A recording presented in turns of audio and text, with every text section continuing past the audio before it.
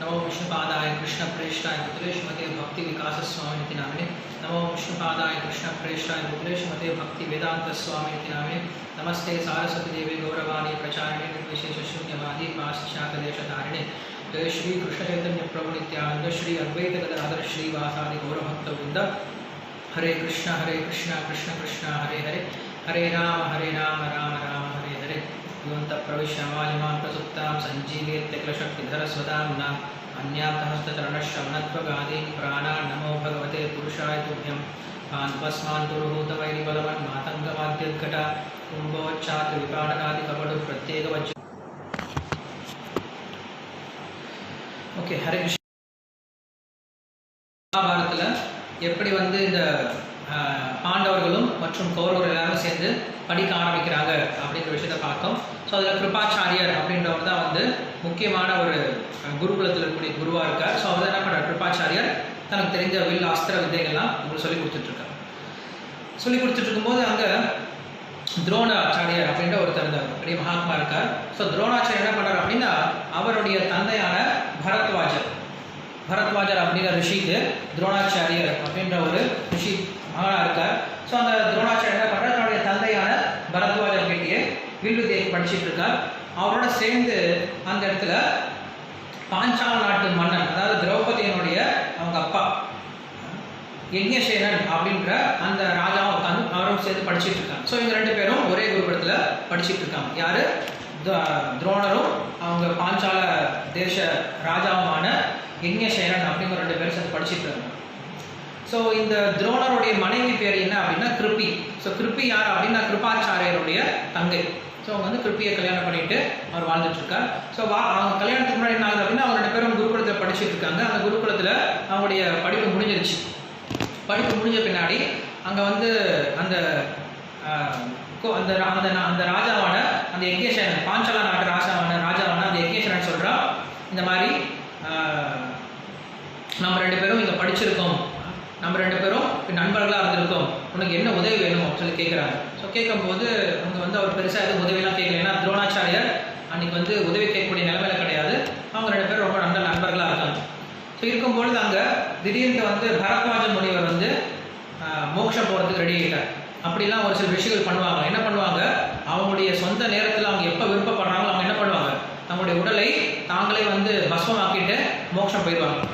So அப்படி வந்து என்ன நினைக்கிறாரு, அவங்க பரத்வாஜர் தான் மோட்சம் போகலான்னு நினைக்கிறார். இங்கே இதே மாதிரி விஷயத்தை நம்ம வந்து ராமாயணத்துலையும் பார்த்தோம் இல்லையா. ராமாயணத்தில் ஷரபங்கருடைய மோட்சம் பார்த்தோம், அப்புறம் ஷபரையினுடைய மோட்சம் பார்த்தோம். ஸோ இந்த ஷரபங்க ஷபரை ரெண்டு பேர் என்ன பண்ணுறாங்க அப்படின்னா தங்களுடைய உடலை யோகா அக்னினால தாங்களே வந்து எரிச்சிட்டு அவங்க மோட்சம் போய் சேர்ந்தாங்க. ஸோ அதே போல் இங்கே பரத்வாஜர் என்ன பண்ணாரு, தன்னுடைய உடலை எரிச்சிட்டு தன் மோட்சம் போகலாம் அப்படின்னு முடிவு பண்ணிட்டாரு. ஸோ மோட்சமும் போயிட்டாரு. மோட்சம் போன பின்னாடி உங்களுக்கு குருகுலம் இனிமேல் சொல்லிக் கொடுக்க ஆள் கிடையாது. அதனால் இப்போ வந்து அந்த பாஞ்சால தேச மன்னனான யக்ஞசேனன் சொல்கிறா, நான் வந்து படித்து முடிச்சிருக்கேன். ஸோ படித்து முடித்தா கண்டிப்பாக குரு தட்சணை கொடுக்கணும். உங்கள் அப்பா இப்போ கிடையாது. ஸோ உனக்கு ஏதாவது நான் குரு தட்சணை கொடுக்கணும்னு நினைக்கிறேன், நீ என்ன வேணுமோ கேளு அப்படின்னு சொல்லி கேட்குறேன்.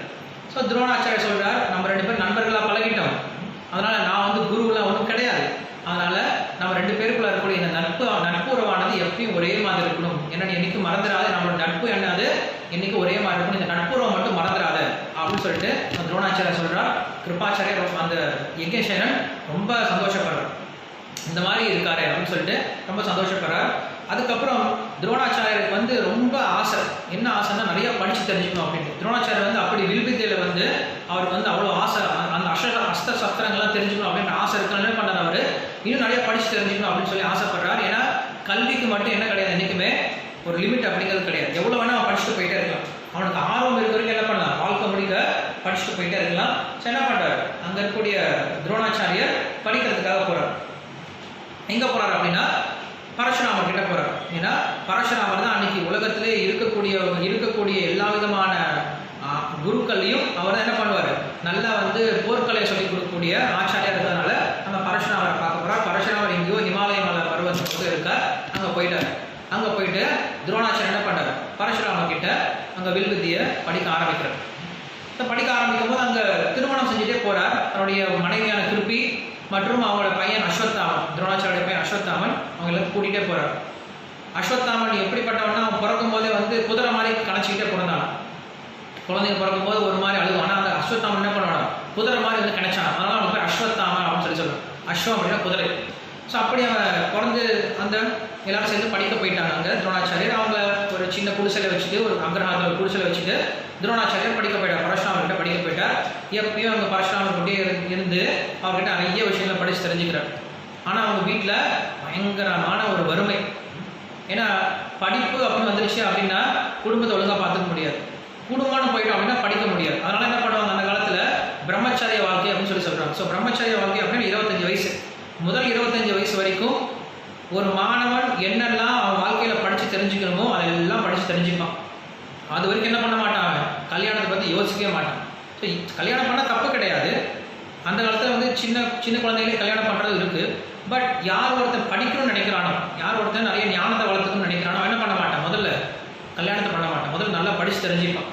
இன்றைக்கி நம்ம பண்ணுறோம் இல்லையா, நிறைய பேர் கல்யாணம் பண்ணிக்கூட அப்படின்னு நான் ஃபஸ்ட்டு படித்து முடிச்சிடுறேன், அப்புறம் வேலைக்கு போகிறேன், அப்புறம் செட்டில் ஆகிறேன், அப்புறம் வீட்டில் ஒரு பர்மனெண்ட் ஜாப் வாங்குறேன், ஒரு கார் வாங்கிக்கிறேன், அப்புறம் பேங்க் பேலன்ஸ் அந்த மாதிரி கல்யாணம் பண்ணுறேன், 40 வயசு 50 வயசில் கல்யாணம் பண்ணிக்கிறேன். ஸோ அப்படியே இருக்கிறவர் என்ன பண்ணுறாரு, அங்கே துரோணாச்சாரியர் கல்யாணம் பண்ணிக்கிட்டார். ஸோ கல்யாணம் பண்ண பின்னாடி படிக்க போயிட்டாங்க. ஸோ படிக்க போனால் அவர்கள் குடும்பத்தை நடத்த முடியும். கல்யாணம் பண்ணிட்டேன்னு சொல்லி என்ன பண்ணுறாரு, அப்பப்போ வெளில போயிட்டு உஞ்சவர்த்தி போயிட்டு வர்றாரு. ஸோ பிராமணர்கள் அன்றைக்கி என்ன பண்ணுவாங்க அப்படின்னா பிக்ஷை எடுத்து தான் சாப்பிடுவாங்க. ஏன்னா அந்த காலத்தில் அந்த வேத கலாச்சாரத்தில் எல்லாருக்கும் அந்த ஒரு தர்மம் தெரிஞ்ச விஷயம் என்னென்னா, ஒவ்வொரு கிரகஸ்தனும் என்ன பண்ணும், அவன் சாப்பிட்றதுக்கு முன்னாடி வெளியில் இருக்கக்கூடிய ஏழைகளுக்கு இல்லை உணவில்லாமல் இருக்கக்கூடிய பசியோடு இருக்கவங்களுக்கு என்ன பண்ணும், கண்டிப்பாக சாப்பாடு கொடுத்து தான் சாப்பிடணும். அவங்க சமைக்கும் போது என்ன பண்ணுவாங்க, மற்றவங்களுக்கு சேர்த்து தான் சமைப்பாங்க, வெறும் தான் மட்டும் சாப்பிட்றதுக்காக சமைக்க மாட்டாங்க. ஸோ அப்படி இவங்க என்ன பண்ணுறாங்க, இந்த பிராமணன் என்ன பண்ணுறாரு, துரோணர் வந்து கொஞ்சம் அப்போ போய் வெளில போய் பிக்ஷாங்க வந்து கொடுப்பாரு. பட் அது பத்திர மாதிரி இருக்காது. ஏன்னா அந்த வீட்டில் அதிகம் அந்த இடத்துல யாரும் பிக்ஷை கொடுக்குற மாதிரி கிடையாது, ரொம்ப பிக்ஷை கொடுக்க மாட்டாங்க. பட் இருந்தாலும் என்ன பண்ணுறாரு, துரோணாச்சாரியர் அதை பற்றிலாம் பொருட்படுத்தாமல் அவர் தன்னுடைய படிப்புலேயே மும்முரமாக இருந்தார். ஆனால் இந்த அஸ்வத்தாமன் அப்போ வந்து 1 வயசு தான் ஆகும். அந்த 1 வயசு அஸ்வத்தாமன் என்ன பண்ணுவான்னா அழுதுகிட்டே இருப்பான். பக்கத்து வீட்டில் பார்க்கணும், பக்கத்து வீட்டில் பார்த்தா எல்லாரும் புதுசாக நல்லா ட்ரெஸ்லாம் போட்டுப்பாங்க, நல்லா வந்து சில்க் துணியெல்லாம் போட்டுக்கிட்டு, சில்க் பட்டில் நல்லா துணியெல்லாம் போட்டுட்ருப்பாங்க குழந்தைங்களாம். அஸ்வத்தாமன் பார்த்துட்டு அவங்க அம்மா கிட்ட கேட்பாங்க, அம்மா எனக்கும் அந்த மாதிரி துணி வேணுமா, வாங்கி கொடுமா அப்படின்னு கேட்பாங்க. அவங்க அம்மா சொல்லுவாங்களாம், அவங்க வீட்டில் போய் கேட்பாங்களா, பையன் துணி கேட்குறான், இதை கொஞ்சம் நல்ல துணி எதாவது கொடுங்களேன், உங்கள் வீட்டில் பழைய துணி இருந்தால் கூட பரவாயில்ல கொஞ்சம் கொடுங்களேன் அப்படின்னு சொல்லி கேட்க. சீச்சி இப்போ பிச்சைக்கார பிராமணனுக்கு இதான் துணி தேவையா, பட்டு துணி தேவையா, அதுவும் எங்கேருந்து வந்து பரதேசி பசங்க நீங்கள் பழக்க வந்துட்டு இங்கே வந்து எங்கிட்ட துணி கேட்குறீங்களா, போங்க போங்க அப்படின்னு சொல்லிட்டு துரத்தி விட்டுருவாங்க. அதுக்கப்புறம் அவங்க வீட்டில் எல்லாரும் பசுமாடு இருக்கணும், எல்லாரும் நல்லா பால் கறந்து நல்லா பால் குடிச்சிட்டு இருக்காங்க. இந்த பையன் பார்த்துட்டே இருக்கான். இந்த பையனுக்கு ஒரு கிளாஸ் பால் கூட கிடையாது, 1 வயசு பையன். இந்த பையனுக்கு பால் கூட கிடையாது. 3 வயசு, ஓரளவுக்கு 3 வயசு போயிடுது அந்த அஸ்வத்தாமன். ஸோ பால் கேட்குறாம்மா, எனக்கு பாலாவது கொடுமா, பால் வேணுமா, இந்த பசங்களாம் பால் குடிக்கிறாங்கம்மா அப்படின்னு சொல்லி கேட்குறாங்க. அவ்வளோ வறுமை இருந்தாலும் அவங்க எதுக்கு முக்கியத்துவம் கொடுத்தாலும் நீங்கள் பார்த்தா தெரியும் கொஞ்ச நேரத்தில் இந்த கதையை பார்க்கும்போது. ஸோ அப்படிப்பட்ட வறுமையில் அவங்க எப்படி நேர்மையாக இருந்தாங்க அப்படிங்கிற நம்ம தெரிஞ்சுக்கணும். என்ன பண்ணுறாங்க, பால் கேட்ட உடனே அந்த அம்மா போய் பால் கேட்குறாங்க, பால் கூட கொடுக்க முடியாதுன்னு சொல்லிட்டாங்க. அந்த அம்மா என்ன பண்ணுறாங்க, வீட்டுக்குள்ளே வந்து ஏதோ மாவு, அரிசி மாவு இருந்துச்சு, அந்த அரிசி மாவை கொஞ்சம் தண்ணியில் கலந்து பால் அப்படின்னு சொல்லி கொடுத்தாங்க. கொடுத்த பின்னாடி அவன் குடிச்சிட்டு அந்த பையன் சீச்சி இது பால் கிடையாது, எனக்கு இது வேண்டாம் அப்படின்னு சொல்லிட்டு தூக்கி போட்டான். அந்த அம்மா அழுதுட்டு இருக்காங்க. துரோணாச்சாரியர் வர வந்த பின்னாடி, ஏன் அழுதுட்டு இருக்க, பையனுக்கு ஒரு நல்ல பால் கூட குடிக்க முடியல, நல்ல துணி கூட அவனுக்கு எடுத்து கொடுக்க முடியல, நீங்களும் படிக்கிறேன்னு சொல்லிட்டு போயிட்டீங்க, குடும்பத்தை நான் எப்படி பார்த்துக்கிறது அப்படின்னு சொல்கிறான். கவலைப்படாத, நான் இப்போ படிப்பு முடிக்க போகிறேன், படித்தவனை எங்கே போனாலும் அவன் நல்லா இருக்க முடியும், கற்றவனுக்கு சென்ற இடமெல்லாம் சிறப்பு அப்படின்னு சொல்கிற மாதிரி, நான் இந்த படிப்பை மட்டும் முடிச்சுட்டு வெளில போனேன்னா நான் உன்னை ராஜாத்தி மாதிரி பார்த்துக்க போகிறேன், நான் எந்த இடத்துக்கு போனாலும் என்ன ராஜாக்கெல்லாம் காலில் வந்து கூப்பிட்டுப்பாங்க அப்படின்னு சொல்லிட்டு நம்பிக்கை கொடுக்குறார். அந்த அம்மா கேட்டுட்டு இருக்காங்க, இன்னும் 1 மாதம் என்னோட படிப்பு முடிஞ்சு போயிடும், படிப்பு முடிச்ச பிறகு நான் போகலாம் அப்படின்னு சொல்கிறேன். அந்த அம்மா ஒருத்தர் கமெண்ட் இருக்காங்க. ஸோ ஓரளவுக்கு அவருக்கு படிப்பு முடிஞ்சது. பரசுராமர்கிட்ட படித்து முடிச்சுட்டு அவர் இப்போ குருகுலத்துலேருந்து கிளம்புறாரு துரோணாச்சாரியர். ஸோ கிளம்பும் போது நேரடியாக என்ன பண்ணுறாரு, அவர் நேராக அங்கே பாஞ்சால தேசத்துக்கு தான் போகிறார். ஏன்னா அவருடைய நண்பன் அங்கே தான் இருக்கார், யக்ஞசேனன் அப்படின்னு நண்பர் இருக்கார் இல்லையா. ஏன்னா அவர் பாலியத்தில் அவங்க குருகுலத்தில், அவங்க அப்பாவுடைய குருகுலத்தில் படித்தார் இல்லையா. ஸோ அந்த ராஜாவை பார்க்குறதுக்கு நடந்தே போகிறார். இங்கேருந்து ஹிமாலய மலையிலேருந்து பாஞ்சால தேசம் நடந்தே போகிறார். வண்டி கிடையாது, ரொம்ப கஷ்டப்பட்டு நடந்து போகிறாங்க. 3 பேர் நடந்து போகிறாங்க. போன பின்னாடி அந்த ஊருக்கு போகிறாங்க. நினச்சிட்டே போகிறாரு, சொல்கிறார் அந்த மனைவிக்கு, நான் அந்த ஊருக்கு போனால் என்னுடைய ராஜா, என்னுடைய நண்பன் அவன், இந்த ராஜா எனக்கு ரொம்ப நல்லா தெரியும், என்னை போனால் அப்படி பார்த்துப்பான், எனக்கு பூஜை பண்ணி என்னை அவ்வளோ நல்லா பார்த்துக்க போகிறான் பாரு அப்படின்னு சொல்லிட்டு, உன்னை ராஜாத்தி மாதிரி வச்சுக்கிறேன் பாரு அப்படின்னு அப்படின்னு சொல்லிட்டு நம்பிக்கை கொடுத்துட்டு போகிறாங்க. அந்த அம்மா நம்பிக்கிட்டே போகிறாங்க. அங்கே போய் சேர்ந்த பின்னாடி ஊருக்கு போயிட்டாரு. யாரும் பார்த்த மாதிரி தெரியல. சரி பரவாயில்ல அப்படின்னு சொல்லிட்டு என்ன பண்ணார், நேராக அரசவைக்கு வளர போகிறார். ராஜாவுடைய தர்பார் வளர போகிறார். அவருக்கு ஒரு நம்பிக்கை, ராஜா நம்மளை பார்த்துப்பான், நல்லா பார்த்துப்பான்னு சொல்லிட்டு அந்த தர்பார் வளர போகிறார்.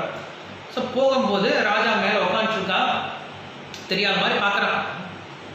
இவர் யோசிக்கிறாரு, மேபி நம்ம ரொம்ப வருஷம் கழிச்சு பார்க்குறோம், அது மட்டும் இல்லாமல் சரியான உணவு இல்லாமல் நம்ம ரொம்ப ஒல்லியாகவும் போயிட்டோம். ஸோ மேபி நம்மளுக்கு அடையாளம் தெரியாது, அடையாளம் தெரியாமல் போயிருக்கலாம். அடையாளம் தெரியாமலாம் ஒன்றும் கிடையாது, தெரியும். இருந்தாலும் என்ன பண்ணுறான், ஒதுக்குறான். ஸோ என்ன பண்ணுறாரு, சுவாதீனமாக அவர் என்ன பண்ணுறாரு, இயற்கையாக போயிட்டு தன்னுடைய நண்பர்கிட்ட பேசுகிற மாதிரி நேராக போய் மேலே அரசவையில் போயிட்டு போய் கூப்பிட்றாரு, யக்ஞசேனா அப்படின்னு சொல்லி கூப்பிட்றாரு. யக்ஞசேனான்னு பேர் சொல்லி கூப்பிட்டு திருப்பி பார்க்குறாரு. யார் நீ அப்படின்னு சொல்லி கேட்குறாரு. யார் நீயா, என்ன தெரியலையா உனக்கு, நான் தான் துரோணன், நம்ம 2 பேரும் குருகுலத்தில் படித்தோமே, நீ எங்கள் அப்பா கிட்ட வந்து வில்வித்தையெல்லாம் கற்றுக்கிட்டியே, அப்பா எங்கள் அப்பா வந்து சொர்க்கம் போகும்போது நான் வந்து பரசுராமர்கிட்ட படிக்க போகிறேன்னு சொல்லி சொன்னேன், நீ கூட ரொம்ப சந்தோஷப்பட்டியே, படித்து முடிச்சுட்டு வா, உன்னை நான் ராஜா மாதிரி பார்த்துக்கணும்னு சொல்லி சொன்னேன், உனக்கும் எனக்கும் நட்பு இருந்துச்சு, அந்த நட்பு மறந்து போயிடுச்சா அப்படின்னு சொல்லி கேட்குறாரு. உனக்கும் எனக்கும் நட்பு இருக்குன்னு சொல்லி சொன்ன உடனே அவனுக்கு கோபம் வந்துடுச்சா, என்னது சீச்சி உனக்கும் எனக்கு நட்பா, ஒரு பேடிக்கும் ஒரு வீரனுக்கும் நட்பா, ஒரு கோட்டீஸ்வரனுக்கும் ஒரு பிச்சைக்காரனுக்கும் நட்பா, ஒரு ராஜாக்கும் ஒரு ஒன்றும் இல்லாத உதவாக்காரிக்கும் நட்பா, இது எப்படி சாத்தியமாகும், உனக்கு எனக்கு நட்புன்னு சொல்லி யார் நீ, வெளில போ பரதேசி அப்படின்னு சொல்லிட்டு திட்டான். திட்டின பின்னாடி அவர் மனசு ரொம்ப கஷ்டமாயிடுச்சு. எல்லாரும் முன்னாடியும் தன்னுடைய மனைவி முன்னாடி இப்படி திட்டின பின்னாடி மனைவி கிட்ட நம்பிக்கை கொடுத்து கூப்பிட்டு வந்திருக்கான், நல்லா பார்த்துக்க போறவன அப்படின்னு சொல்லிட்டு கூப்பிட்டு வந்திருக்கான். ஆனால் இப்போ அந்த மனைவி முன்னாடியே பரதேசின்னு சொல்லி திட்டின பின்னாடி துரோணாச்சாரியர் ரொம்ப வருத்தம் வந்துடுச்சு. வெளில வந்துட்டார், அந்த அரச வீட்டிலேருந்து வெளில வந்துட்டார். மதியாதா தலைவாசல் மிதிக்க வேண்டாம்னு சொல்லி சொல்கிறாங்க இல்லையா, இதுதான். அவளை யார் மதிக்கல அந்த வீட்டில் போய் மறுபடியும் நிற்கக்கூடாது, ரொம்ப அசிங்கப்பட்டு வரும். வெளில வந்துட்டார். வெளில வந்து யோசிக்கிறார், என்ன பண்ணுறது அப்படின்னு சொல்லி யோசிக்கிறார், எங்கே போகிறது, நம்ம யார்கிட்ட போய் உதவி கேட்கறது. ஏன்னா நான் படித்த கலை அப்படிப்பட்ட கலை, நான் படித்தது வில்வித்தையை படிச்சிருக்கேன்.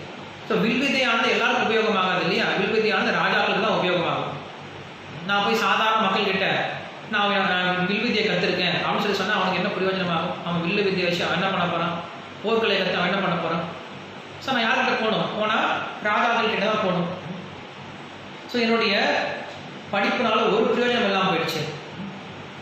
ஏதோ சாமி இருக்கார், சன்னியாசி இருக்கார், ஏதோ வேதம்லாம் படிச்சிருக்காரு அப்படின்னா யார் நம்புவான், யார் வந்து பெருசாக எடுத்துப்பான். ஏதோ சன்னியாசினா வந்து ஆசீர்வாதம் போட்டு ஒரு கொஞ்சம் விபூதி கொடுத்து தாய்க்கு இதெல்லாம் கொடுத்தாரு அப்படின்னா, மந்திரம் இதெல்லாம் போட்டாருன்னா ஏதோ மக்கள்லாம் வருவாங்க, அவரால் பிரயோஜனம் இருக்கும். ஏதோ உபன்யாசம் கொடுத்தாருன்னா பிரயோஜனம் இருக்கும். அப்படிலாம் வெறுமனே அவர் படிச்சிருக்கான்னு சொல்றதுனால யாரும் மதிப்பு கொடுக்க போகிறது கிடையாது. ஸோ அப்படி எனக்கு யார் இவங்கள பார்த்துக்க போகிறாங்க அப்படின்னு சொல்லிட்டு அவர் யோசிக்கிறார். யோசிச்சுட்டு என்ன நினைக்கிறாரு, சரி இப்போ என்ன கேவலப்படுத்திட்டான் இல்லையா, எனக்கு வில்வித்தை நல்லா தெரியும், நான் வந்து இப்போ என்ன பண்ணியிருக்கேன், பரசுராமர்கிட்டே படிச்சுட்டு வந்திருக்கேன். இப்போ இந்த ராஜாவை இங்கேயே கொண்டுட்டு நான் ராஜா ஆயிட முடியும், எனக்கு அந்த தகுதி இருக்குது, எனக்கு அந்த பல பராக்கிரமம் இருக்குது, எனக்கு அந்த வில்வித்தை தெரியும், எனக்கு அந்த மாதிரி நல்ல வில்வித்தை தெரியும், நான் இப்போ முடியும், என்னால் நான் முயற்சி பண்ணால் இப்போ கூட நான் இந்த ராஜாவை கொண்டுட்டு நான் ராஜா வாங்க முடியும். அது சரி கிடையாது. ஏன்னா பிராமணன் அப்படி பண்ணக்கூடாது. பிராமணனுக்கே அவனோட குணம் என்ன அப்படின்னா சகிப்புத்தன்மையோடு இருக்கிறது, பொறுமையோடு இருக்கிறது. நானும் பழி வாங்க போகிறேன் அப்படின்னு சொல்லிட்டு போயிட்டேன்னா எனக்கும் சத்திரனுக்கும் ஒரு வித்தியாசம் இல்லாமல் போயிடும். ஸோ பிராமணனுக்கு உண்டான குணத்தை நான் கடைபிடிக்கணும். என்ன பண்ணுறது, நான் போய் யார்கிட்ட போய் உதவி கேட்கறது அப்படின்னு சொல்லி யோசிச்சுட்டு இருக்கும்போது அப்புறம் அவங்க மனைவி கிட்ட சொல்கிறார், இந்த மாதிரி நான் உன்னை வச்சுக்கிட்டு ஒவ்வொரு இடத்துலையும் போய் நான் போய் வேலை கேட்க முடியாது, உன்னை வச்சு சுற்றுறது ரொம்ப கஷ்டமாகி போயிடும். அதனால் என்ன பண்ணுறேன், உன்னை கொண்டு போய் உங்கள் அம்மா வீட்டில் கொஞ்ச நாள் இரு, நீ உங்கள் அம்மா வீட்டில் இருந்தேன்னா நான் போய் எங்கேயாவது வேலை தேடிட்டு வரேன் அப்படின்னு சொல்லிட்டு அவங்க அம்மா வீட்டுக்கு கூட்டிகிட்டு போகிறாங்க. ஸோ அவங்க அம்மா வீடு யார், கிருபாச்சாரியர் இல்லையா. ஸோ கிருபாச்சாரியர் எங்கே இருக்கார், ஹஸ்தினாபுரத்தில் இருக்கார். கிருபாச்சாரியர் என்ன பண்ணுறாரு, ஹஸ்தினாபுரத்தில் இருக்க எல்லா விதமான அந்த குருகுலத்தில் இருக்கக்கூடிய எல்லாருக்கும் அவர் தான் போர்க்கள பயிற்சி பண்ணி கொடுத்துட்ருக்கார். அந்த கிருபாச்சாரியர் வீட்டுக்கு போகிறார். போன பின்னாடி 2 பேரையும் வரவேற்கிறாங்க. கிருபாச்சாரியர் அங்கே சொல்கிறாரு, நீங்கள் மட்டும் ஏன் போகிறீங்க, நீங்கள் கொஞ்ச நாள் இருங்க, நீங்கள் இத்தனை நாள் இங்கே வெளில சுற்றிட்டு எங்கேயோ கஷ்டப்பட்டு வந்திருக்கீங்க, உங்களுக்கு வேறு எங்கேயாவது உங்களுக்கு நல்ல ஒரு இடத்துல வேலை கிடைக்க வரைக்கும் நீங்கள் இங்கேயே இருங்க அப்படின்னு சொல்லிட்டார். ஒரு மாதம் 2 மாதம் இருங்கன்னு சொல்லிட்டார். ஸோ கிருபாச்சாரியர் சொல்கிறாரே அப்படின்னு சொல்லிட்டு என்ன பண்ணுறாங்க, அங்கேயே தங்கிட்டார். துரோணாச்சாரியர் அங்கேயே தங்கிட்டார் அப்படின்னா அதே குருகுலத்தில் தான் தங்கிட்டு இருக்கார். எந்த குருகுலத்தில் பாண்டவர்கள் கௌரவர்கள் படிச்சுட்டு இருக்காங்களோ அதே குருகுலத்தில் தான் தங்கிட்டு இருக்கார். ஆனால் துரோணாச்சாரியர் வெளில எதுவும் காட்டிக்கவே இல்லை. தனக்கு போர்களை தெரியும், தானும் ஒரு ஆசிரியர் தான் அப்படிங்கிறத காட்டிக்கவே இல்லையா. ஏன்னா போன இடத்துல நம்ம அவங்களுக்கு பிரச்சனை கொடுக்கக்கூடாது, அங்கே போய் நம்ம அவங்க வாழ்க்கைக்கு எடுத்துடக்கூடாது. அவங்களா பார்த்து கூப்பிட்டா நம்மளை ஏதாவது கேட்டாலோடய நம்ம என்ன பண்ணக்கூடாது, அங்கே போய் நம்ம போட்டிக்கு போயிடக்கூடாது. ஸோ என்ன பண்ணுறாரு அவர்? ஏன்னா இவர் போனார் அப்படின்னா கிருபாச்சாரியரை விட ரொம்ப உயர்ந்த ஸ்டேஜ் வந்துடுவார். துரோணாச்சாரியார் கிருபாச்சாரியரை விட நிறைய வில்வித்தை தெரிஞ்சவர், இவர் மேலே வந்துடுவார்னு தெரியும். அதனால் என்ன பண்ணுறாரு? நம்ம போய் கிருபாச்சாரியருடைய வாழ்க்கையை கெடுத்த மாதிரி இருந்துடக்கூடாது, அவருக்கு ஒரு அவமானத்தை கொடுத்துருக்கூடாது. என்ன பண்ணுறாரு அவர்? அமைதியாக இருக்கார், எந்த விஷயத்தையும் வெளில காட்டிக்கவே இல்லை, வாழ்க்கையை டெய்லி நடத்திட்டு இருக்கார். தினமும் அங்கே உட்காந்துருப்பார், கொஞ்ச நேரம் அப்படி போவார், இப்படி வருவார், பூஜை பண்ணுவார், அவருடைய வாழ்க்கையை நடத்திட்டு இருக்கார். இந்த பாண்டவர்கள் இந்த கௌரவ பசங்க என்ன பண்ணுறாங்க? கிருபாச்சாரியர்கிட்ட படிச்சுட்டு இருக்காங்க. ஒரு முறை என்ன ஆகுது அப்படின்னா, இந்த கில்லி தாண்டல் விளையாடுறதுன்னு சொல்லுவாங்க இல்லையா தமிழில், கில்லி தாண்டல் தெரியுமா? ஒரு சின்ன ஒரு கட்டமாக இருக்கும், அதை இப்படி தட்டி டப்பர் அடிப்பாங்க, அது எவ்வளோ தூரம் போய் விழுவும், அப்புறம் அங்கேருந்து அவன் தூக்கி போடுவான், அப்புறம் இங்கேருந்து அவன் தட்டி விடணும். அதெல்லாம் கிராமத்தில் விளையாடுற விளையாட்டு. இன்றைக்கி எத்தனை பேருக்கு ஞாபகம் இருக்குன்னு கூட தெரியல. நம்மளாம் இன்றைக்கி புதுசாக ஏதாவது வேறு விளையாட்டில் விளையாண்டுருக்கோம். அந்த கில்லி தாண்டல் விளையாட்டு அவங்க விளையாண்டுட்டு இருந்தாங்க. விளையாண்டு இருக்கும்போது என்ன பண்ணுறாங்க? ஒருத்தன் அந்த கில்லி அடிக்கிறான். அடித்த பின்னாடி என்ன போயிடும்? போய் கிணத்துல போய் விழுந்துரு. கிணத்துல விழுந்த பின்னாடி எல்லா பசங்க 105 பசங்க சுற்றி நின்றுட்டாங்க. ஐயோ கில்லி கீழே வந்துருச்சு, கில்லி கீழே வந்துருச்சு, ஐயோ கீழே வந்துருச்சு, எப்படி எடுக்கிறதுன்னு சொல்லிட்டு சுற்றி நின்றுட்டாங்க. அங்கே உத்தியானவனம், அவங்க விளையாடக்கூடிய அந்த பார்க்கு, அந்த பார்க்கில் என்ன பண்ணுறாரு? துரோணாச்சாரியர் உட்காந்துட்டு இருக்கார். சாயந்தர நேரம் உட்காந்து பார்த்துட்டு இருக்கார். இந்த பசங்கள்லாம் கைமை ஒரே சத்தம் விழுந்துருச்சு. என்ன பண்ணுறது, எப்படி எடுக்கிறது எல்லாம் கேட்டுட்டு இருக்காங்க. அப்போ என்ன பண்ணுறாரு? துரோணாச்சாரியர் மெதுவாக வரார். அப்போ ஒருத்தர் என்ன பண்ணுறான்? சரி எடுக்கலாம்னு சொல்லிட்டு கையை உள்ளார வந்து அம்பு வச்சு எடுத்துடலாம்னு சொல்லிட்டு உள்ளே வந்து நோண்டி பார்க்குறான். அப்படி அம்பு நோண்டும் போது அவனுடைய மோதிரமும் கீழே விழுந்துருச்சு. முன்னாடி ஃபஸ்ட்டு கில்லி விழுந்துச்சு, மோதிரமும் கீழே விழுந்துச்சு. சரி அம்பை விட்டு எடுத்துடலாம் அப்படின்னா அம்பு போய் என்ன பண்ணிடும்? கில்லியில் போய் குத்திச்சு அப்படின்னா கில்லி என்ன போயிடும்? தண்ணிக்குள்ளே போயிடும், புரியாஜனம் எல்லாம் போயிடும். என்ன பண்ணும்? லேசாக நேக்காக எடுக்கணும், வெளில எடுக்க தெரியும். என்ன பண்ணுறதுன்னு சொல்லிட்டு எல்லாம் யோசிச்சுட்டு இருக்காங்க. ஒரே சத்தமாக இருந்துச்சு. என்னடா சத்தமாக இருக்கே அப்படின்னு சொல்லிட்டு அங்கே துரோணாச்சாரியர் வரார். என்ன விஷயம், ஏன் சத்தம் போட்டுட்டு இருக்கீங்க எல்லாரும்? 105 பசங்க ஓன்னு சத்தம் போட்டுட்டு இருக்காங்க. என்னடா பசங்களாம் ஆச்சு? இல்லை நாங்கள் விளையாண்டுட்டு இருந்தோம், எங்களோட கில்லி கீழே வந்துடுச்சு, அதான் எப்படி எடுக்கிறது பார்த்துட்டு இருக்கோம். சே, நீங்களா சத்திரிய பசங்களோட, நீங்களாம் சத்திரிய பசங்க, ராஜாவோட பசங்கன்னு சொல்கிறீங்க. கிணத்துல விழுந்துருச்சா என்ன பண்ணிட்டு நீங்களும் கீழே குதிச்சு எடுத்துருக்க வேண்டாமா? அதை போய் எடுக்கிறது இவ்வளோ யோசிச்சுட்டு இருக்கீங்க அப்படின்னு சொல்லிட்டு அவர் சொல்கிறார். சொன்ன பின்னாடி அவர் சொல்கிறார், சரி நான் எடுத்து கொடுக்குறேன், உங்களுக்கு நான் இந்த கில்லி எடுத்து கொடுக்குறேன் அப்படின்னு சொல்கிறார். எடுத்து கொடுப்பீங்களா? எடுத்து கொடுக்குறேன். எடுத்து கொடுத்தா எனக்கு என்ன தருவீங்க அப்படின்னு சொல்லிட்டு துரோணாச்சாரியர் கேட்குறாரு. என்ன வேணும் உங்களுக்கு, நீங்கள் சொல்லுங்கள் அப்படின்னு சொல்லிட்டு அந்த பசங்க சொல்கிறாங்க. துரோணாச்சாரியர் சொல்கிறாரு, நல்ல சாப்பாடு கொடுத்தா போதும், எனக்கு நல்ல உணவு கொடுத்தா எங்களுக்கு போதும் அப்படின்னு சொல்லி சொல்கிறாங்க. ஏன்னா அந்த அளவுக்கு அவங்க வறுமையில் இருந்திருக்காங்க. அந்த அளவுக்கு வறுமையில் இருக்கும் பொழுதும் தன்னுடைய பிரபாவத்தை வெளில காட்டினது கிடையாது, தன்னுடைய சக்தியை வெளில காட்டினது கிடையாது, தன்னுடைய சுயநலத்துக்காக வெளில காட்டினது கிடையாது.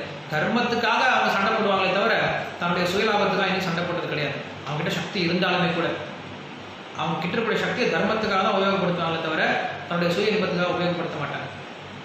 இதை நீங்கள் இன்றைக்கி நிறைய உதாரணங்களை பார்க்கலாம்.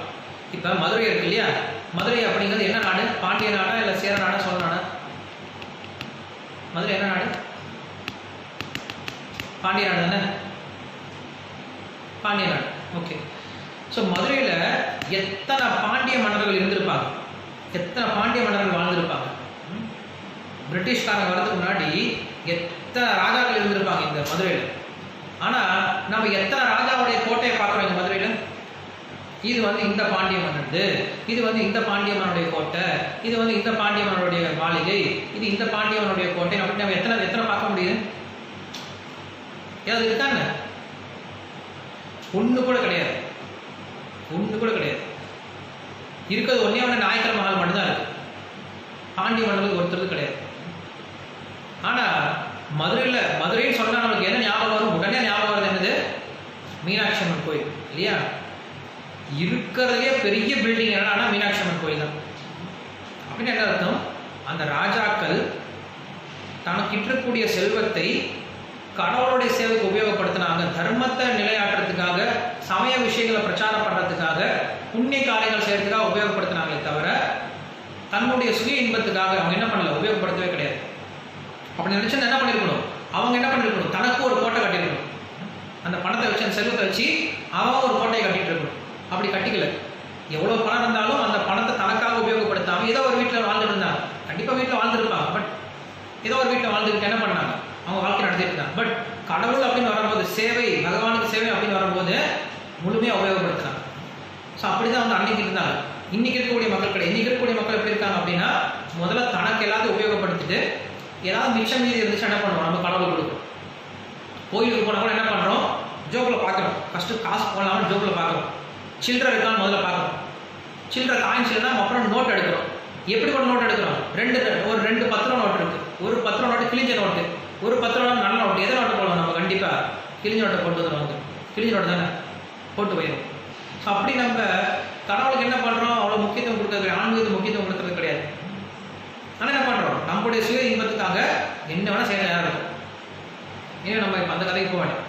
ஸோ அப்படி என்ன பண்ணுறாங்க, அங்கே துரோணாச்சாரியர் தன்னுடைய கஷ்டம், தன்னுடைய வாழ்க்கையில் எவ்வளோ கஷ்டம் இருந்தாலும் அதுக்காக அவர் என்ன பண்ண கிடையாது, தன்னுடைய நாலேஜ் என்றைக்கு யூஸ் பண்ணது கிடையாது. என்றைக்குமே அவருடைய நாலேஜை தர்மத்துக்காக, பக்திக்காக மட்டும் தான் யூஸ் பண்ணிட்டு இருந்தாங்க. எல்லாருமே அப்படி, அன்றைக்கி இருந்த எல்லாரும் அப்படி தான் இருந்தாங்க.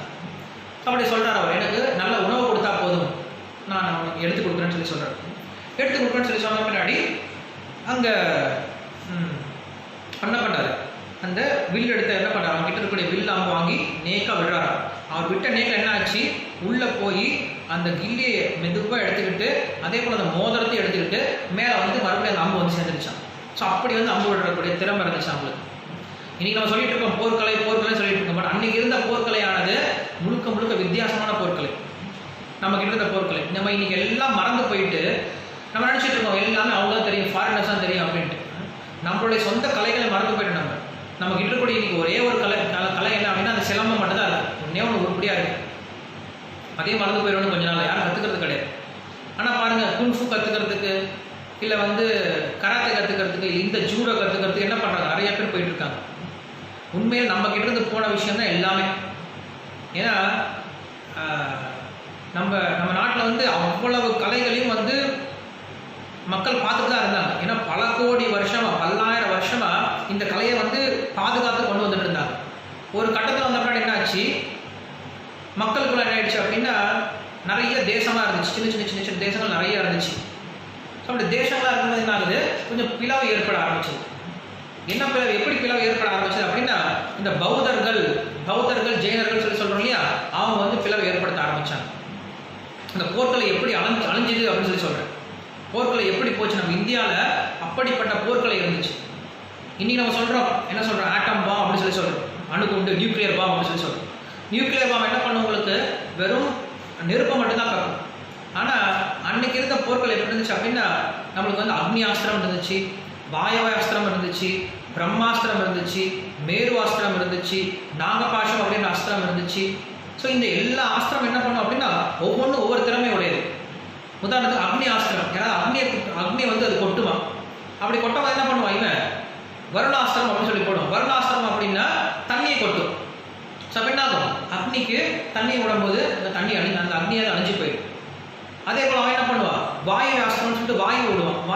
வாயு ஆஸ்திரம் அப்படின்னா பெரிய காற்று அடித்து எல்லாத்தையும் அங்கே எப்படி யானை முதல் கொண்டு எல்லாம் தூக்கி போட்டுருவோம். அவ்வளோ பெரிய புயல் காற்று வந்து அந்த அந்த பானம் வந்து கொடுக்க விடுது.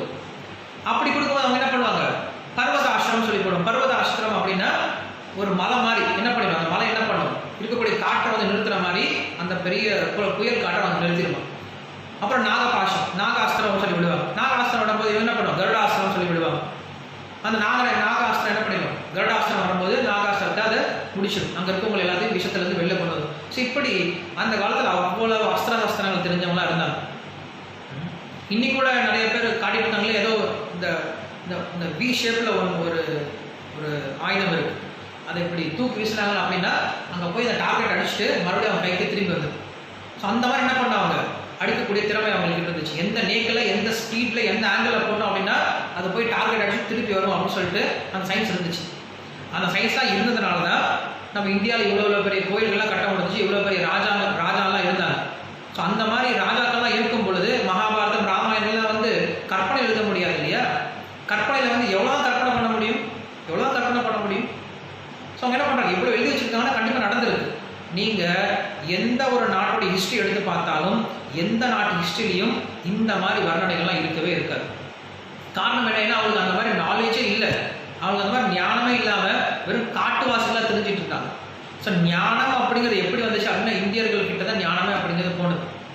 என்ன பண்ணாங்க, அப்படிப்பட்ட ராஜாக்கள்லாம் வாழ்ந்த காலத்தில் நிறைய வந்து போர் அப்படின்றது நிறைய ஆயிடுச்சு. இருந்துச்சு. இந்தியாவில் நிறைய போர்க்கலை, நிறைய போர் செஞ்சுட்டே இருந்துட்டாங்க. ஒரு நாடு இன்னொரு நாடு மேலே தாக்குறது. ஸோ இப்படி நிறைய போர் ஆகும் போது என்ன ஆகுது, அங்கே பௌத்தர்கள் ஜெயினர்கள் வந்தாங்க. வந்து என்ன பண்ணாங்க, அஹிம்சையை பிரச்சாரம் பண்ணுறேன்னு சொல்லிட்டு வந்தாங்க. நாங்கள் வந்து அஹிம்சையை சொல்லிக் கொடுக்குறோம், மக்களுக்கு அமைதியை சொல்லிக் கொடுக்குறோம்னு சொல்லி வந்தாங்க. ஸோ அவங்க என்ன பண்ணாங்க, அஹிம்சையை சொல்லிக் கொடுத்தாங்க. இப்படி சொல்லிக் கொடுக்க என்ன ஆயிடுச்சு, ராஜாக்கள் கூட என்ன பண்ணிட்டாங்க, இந்த அஹிம்சை அப்படிங்கிற விஷயத்தை எடுக்க ஆரம்பிச்சிட்டாங்க. ஸோ எடுத்துக்கிட்ட பின்னாடி அவங்க என்ன பண்ணிட்டாங்க, கொஞ்சம் கொஞ்சமாக இந்த போர்க்களை எல்லாம் மறந்து போயிட்ட பின்னாடி அதுக்கப்புறம் தான் என்னாச்சு, வேறு வேறு நாட்டவர்கள் வேறு மதத்தவர்கள் என்ன ஆயிடுச்சு, நம்ம இந்தியாவுக்குள்ளே வர ஆரம்பித்தாங்க. வந்து படையெடுத்து நம்ம இந்தியத்தோட கலாச்சாரத்தையும் கெடுக்க ஆரம்பிச்சிட்டாங்க. இல்லைன்னா இந்தியாவுக்குள்ளார பிரவேசம் பண்ணி சண்டை போடுறதுக்கு ஒருத்தனுக்கு தைரியம் இல்லாமல் இருக்கும். ஒருத்தனும் உள்ள வர மாட்டான், அவ்வளோ பயந்துட்டு இருப்பான்.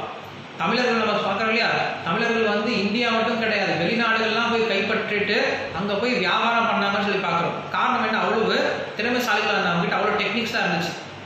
பட் இந்த பௌத்த மதம் ஜெயின மதம் வந்து எல்லாத்தையும் பேடிகளாக மாற்றிட்டு இந்த அஹிம்சை அப்படின்ட்டு ஒரு தர்மத்தை சொல்லிக் கொடுத்து எல்லாத்தையும் தோக்கடிச்சு. அஹிம்சை முக்கியம்தான், அஹிம்சை இல்லாமல் கிடையாது. பட் எந்த இடத்துல அஹிம்சை இருக்கணும் அந்த இடத்துல அஹிம்சை இருக்கும். எல்லா இடத்துல அஹிம்சை இருக்க முடியாது.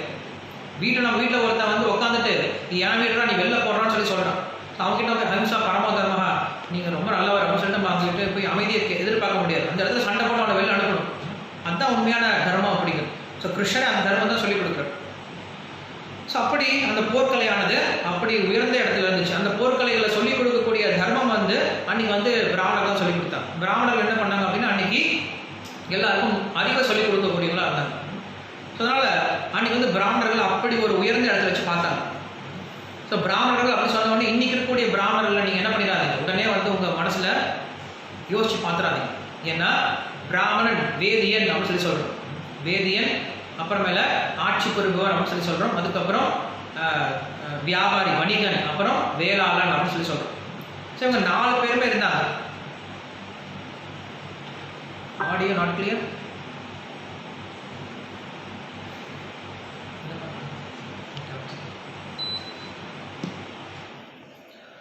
ஸோ அப்படி இந்த பிராமணன் என்ன பண்ணாங்க அப்படின்னா அந்த வேத ஞானத்தை, இந்த ஞானத்தை கொடுக்கறதுனால தான் அவங்க பிராமணர்களுக்கு அன்னைக்கு அவ்வளோ மதிப்பு கொடுத்தாங்க. ஏன்னா பிராமணர்களுக்கு அந்த மாதிரி குணமும் இருந்துச்சு, அந்த மாதிரி நாலேஜ், அந்த மாதிரி அவங்களுக்கு ஞானமும் இருந்துச்சு.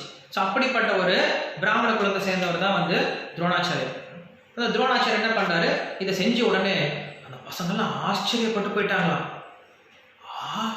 எப்படி எடுத்தீங்க நீங்க, இந்த கில்லியை எப்படி உங்களால் எடுக்க முடிஞ்சுன்னு சொல்லிட்டு எல்லா பசங்களும் ஓடி போய் பீஷ்மர்கிட்ட, தாத்தா தாத்தா தாத்தா அங்க ஒருத்தர் இருக்கார் தாத்தா. யாரடா அவர்? இருக்கார் இல்ல தாத்தா, நாங்க அவர்கிட்ட தான் வில்ல அம்பு கத்துப்போம் தாத்தா. ஏன்டா என்ன ஆச்சு? அவர் என்ன பண்ணாருன்னா ஒரே ஒரு அம்பை விட்டு என்ன பண்ணிருக்காரு, அந்த கிணத்துக்குள்ள இருக்கக்கூடிய கில்லி எடுத்துக்கிட்டு எங்களுடைய மோதத்தையும் கொண்டு வந்துட்டாரு தாத்தா அப்படின்னு சொல்லி சொல்றாங்க. பீஷ்மர் இதை யோசிச்சு பார்க்குறாரு. அப்புறம் பீஷ்மர் கிருபாச்சாரியர் கூப்பிட்றாரு. கிருபாச்சாரியர் கூப்பிட்டு கேட்கிறார், யார் அது வந்திருக்கிறது, பசங்க ஏதோ சொல்றாங்களே யார் அதுன்னு கேட்கிறார்.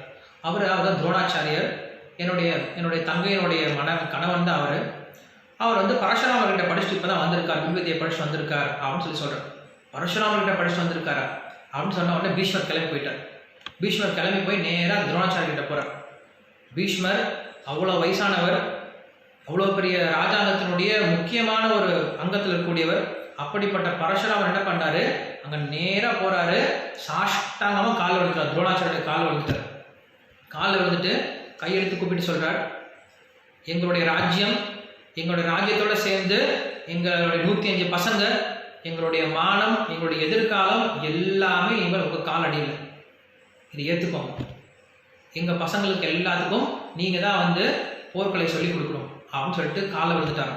ஏன்னா ஒரு வீரனுக்கு தான் இன்னொரு வீரனுடைய உண்மையான மகிமை தெரியும். இத்தனை நாள் வந்து எல்லாம் துரத்திட்டே இருந்தாங்க இல்லையா, பீஷ்மருக்கு தெரிஞ்சது. காரணம் என்னது, ஏன்னா பீஷ்மரும் பரசுராமர்கிட்ட படிச்சவர். நான் சொன்னேன் இல்லையா உங்களுக்கு முன்னாடி, பீஷ்மருடைய குரு யாரு, பரசுராமர் தான். ஸோ அப்படிப்பட்ட தன்னுடைய குரு கிட்ட இருந்து படிச்சுட்டு வந்திருக்கார் அப்படின்னு சொல்லி கேள்விப்பட்ட உடனே இவருடைய பலம் எப்படி இருக்கும் அப்படின்னு சொல்லிட்டு யோசிச்சுட்டு என்ன பண்ணாரு, அந்த பரசுராமர் கிட்ட படிச்சுட்டு அந்த துரோணாச்சாரியரை தன்னுடைய குருகுலத்துக்கு கூப்பிட்டார். இனிமேல் நீங்கள் தான் இந்த குருகுலத்தில் நடத்துன்னு சொல்லி கூப்பிட்ட பின்னாடி இப்போ குருகுலத்துக்கு வந்துட்டார். துரோணாச்சாரியர் குருகுலத்துக்கு வந்துட்டார். இப்போ தைரியமே வந்துட்டார், சொல்லிக் கொடுக்கலான்னு சொல்லி வந்துட்டார்.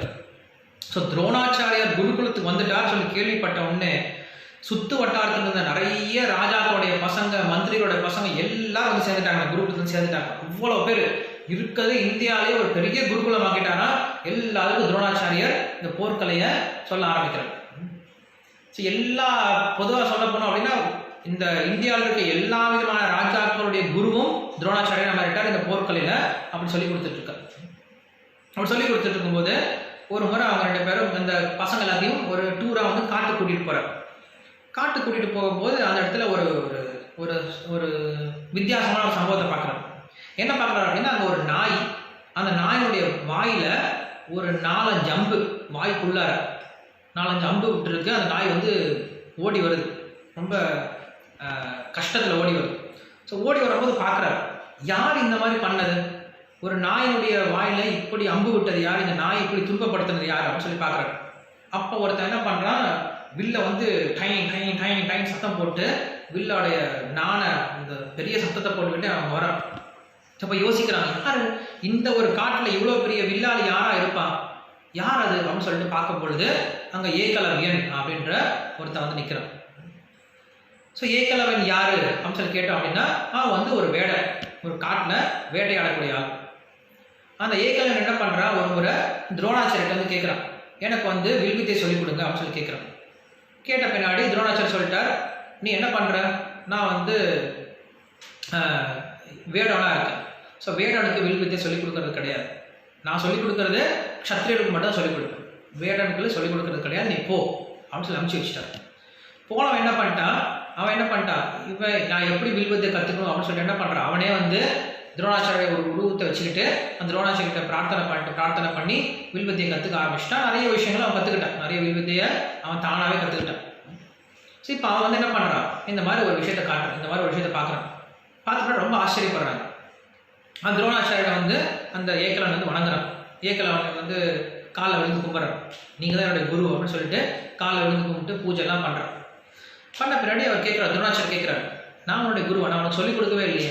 இல்லை, நான் உங்களுடைய உருவத்தை வச்சு நானே கற்றுக்கிட்டேன், உங்களுடைய அருணால நானே கற்றுக்கிட்டேன் அப்படின்னு சொல்லி சொல்கிறேன். அப்படியா, பரவாயில்லையே, சரி நீ என்னை குருவாக ஏற்றுக்கிட்ட அப்படின்னா எனக்கு என்ன கொடுக்கணும், கண்டிப்பாக குரு தட்சிணை கொடுக்கணும். ஸோ குரு தட்சிணை கொடுக்குறியா அப்படின்னு கேட்குறேன். கொடுக்குறேன் சுவாமி. என்ன குரு தட்சிணை வேணும், எனக்கு உன்னுடைய கட்ட விரல் வேணும், அவ்வளோதானே. ஒரு நிமிஷம் கூட யோசிக்கவே இல்லையா, கட்ட விரலை வெட்டினா கொடுத்துட்டான், கையில் கொடுத்துட்டான். ஸோ அவனுடைய குரு பக்தி எவ்வளோ பெருசாக இருக்கும். கேட்டவனே என்ன பண்ணான், ஏன்னா கட்டவரில் கொடுத்துட்டான் அப்படின்னா அவனை என்ன பண்ண முடியாது, இனிமேல் வில்ல வளைச்சி அம்பை விட முடியாது. என்ன பண்ணிட்டான், கேட்டவொடனே கொடுத்துட்டான். கொடுத்த பின்னாடி இந்த ஒரு விஷயமானது ஒரு பெரிய வம்பா மாறி போயிடுச்சு. ஏகலவ்யன் செஞ்சது எவ்வளோ பெரிய தியாகம் பண்ணியிருக்கான், துரோணாச்சாரியார் ஏன் இப்படி பண்ணாரு, துரோணாச்சாரியர் பண்ண தப்பு, ஏகலவன் பண்ணது ரைட்டு, துரோணாச்சாரியார் வந்து துரோகம் பண்ணிட்டாரு, துரோணாச்சாரியார் வந்து இங்கே தப்பு பண்ணிட்டாரு அப்படின்னு சொல்லி நிறைய பேர் நிறைய விஷயம் பேசிட்டு இருக்காங்க. இதோட அர்த்தம் என்ன அப்படின்னு சொல்லி கொஞ்சம் பார்க்கலாம். ஃபஸ்ட்டு விஷயம், இப்போ வந்து ஒருத்தர் அங்கே நம்ம கிளாஸ் ஜூம் கிளாஸில் ஒரு போலீஸ்கார் இருக்கார், ராதாகிருஷ்ணன் அப்படின்னு ஒரு போலீஸ்கார் இருக்கார், அவரை பார்த்துட்டு இருக்கார். இப்போ நான் சாதாரண இங்கே இருக்கேன், நான் என்ன பண்ணுறேன், எனக்கு ஒரு பிஸ்டல் வேணும், எனக்கு வந்து ஒரு கன்று வேணும் அப்படின்னு சொல்லிட்டு நான் கன்று வாங்கிட்டு வந்து எங்கள் வீட்டில் வச்சுருக்கேன். வீட்டில் வச்சுருந்தேன் அப்படின்னா முதல்ல என்ன பண்ணுவான், கவர்மெண்ட் பார்த்தானா என்ன, முதல்ல பண்ண வேண்டிய வேலை என்ன, அந்த கன்னை பிடுங்கிட்டு கொண்டு போய் ஜெயிலில் போட்டுருவாங்க. ஏன், கன்னை வச்சிருக்க என்ன தப்பு, கன்னை வச்சிருக்கக்கூடாது. ஏன்னா அந்த கன்னுக்கு எனக்கு உபயோகம் கிடையாது, எனக்கு உபயோகம் இருந்தால் அந்த கன்னை வச்சுக்கலாம். உபயோகம் இல்லாத போது நான் என்ன பண்ணக்கூடாது, இல்லீகலாக அந்த கன்னை வச்சுக்கூடாது, ஏன்னா எனக்கு அந்த தகுதி கிடையாது. அந்த இருந்துச்சுன்னா என்ன பண்ணுவேன், தப்பாக உபயோகப்படுத்த ஆரம்பிச்சிடும், அடுத்து பக்கத்தில் இருக்கும் யார் வேணால் சொல்கிறதுக்கு வாய்ப்பு இருக்குது. அதனால் அந்த கன்னை யூஸ் பண்ண அப்படின்னா கொண்டு போய் உள்ளே போட்டுருவாங்க. போலீஸ்காரங்க வச்சுருந்தாங்க அப்படின்னா அவங்களுக்கு பர்மிஷன் இருக்குது, அவங்க யூஸ் பண்ணுறாங்க, ஏன்னா அவங்களுடைய கடமை செய்யறதுக்காக அந்த கன்னை வச்சுருக்காங்க, அதனால் அலவுடு. ஸோ அதே போல் அந்த காலத்தில் வேத காலத்தில் எப்படி இருந்துச்சு அப்படின்னா அவங்கவுங்களுக்கிட்டு அவங்கவுங்கள வேலை இருந்துச்சு, அவங்கவுங்க வேலை என்ன பண்ணுறாங்க, அவங்கவுங்க மும்முறை பண்ணிகிட்டு இருக்காங்க. அப்படி இருக்கும்போது ஒருத்தன் இன்னொருத்தனுடைய வேலையை எடுத்து பண்ண மாட்டான், தேவை கிடையாது, அவன் வேலையை அவன் எக்ஸ்பர்ட்டாக பண்ணாவே போதும். ஆனால் என்ன பண்ணுறான், அவனுடைய வேலையை விட்டு அவன் என்ன பண்ணுறான், இன்னொருத்தருடைய விஷயத்தை எடுத்துக்கிட்டான் அப்படின்னா இது ஆபத்தாக முடிய போகுது. இன்றைக்கி அப்படி தான் போயிட்டுருக்கு. இன்றைக்கி எத்தனை பேருக்கு வந்து உங்கள் வீட்டில் கன் கொடுப்பாங்க, எத்தனை பேருக்கு வந்து AK-47 கொடுப்பாங்க, எத்தனை பேருக்கு வந்து மெஷின் கன் கொடுத்து அனுப்புவாங்க, வச்சுக்கோங்கன்னு சொல்லி யார் கொடுத்து அனுப்புவாங்க, யாரும் கொடுக்க போகிறது கிடையாது. நீங்கள் வச்சுருந்தீங்கன்னா கவர்மெண்ட் என்ன பண்ணும், முதல்ல அதை தூக்கிட்டு அந்த அவங்க கிட்டக்கூடிய ஆயுதத்தை எடுத்துகிட்டு உங்களை தூக்கி ஃபஸ்ட்டு ஜெயிலில் போட்டுரும். ஏன் ஜெயிலில் போட்டீங்க, எனக்கு உரிமை கிடையாதா? கண்டிப்பாக உரிமை கிடையாது உனக்கு. நீ எப்போ போலீஸில் போய் சேர்றியோ, எப்போ நீ போய் அங்கே சேவை பண்ண போறியோ, அந்த போலீஸுக்கு சேவை பண்ண போறியோ, அப்போ உனக்கு அந்த பர்மிஷன் கிடைக்கும். அது இல்லாதவங்களுக்கு அங்கே பர்மிஷன் கிடையாது. ஸோ அதே போல் இங்கே ஏகலைவன் என்ன பண்ணுறான், வெறும் வேடுவனாக தான் இருக்கும்.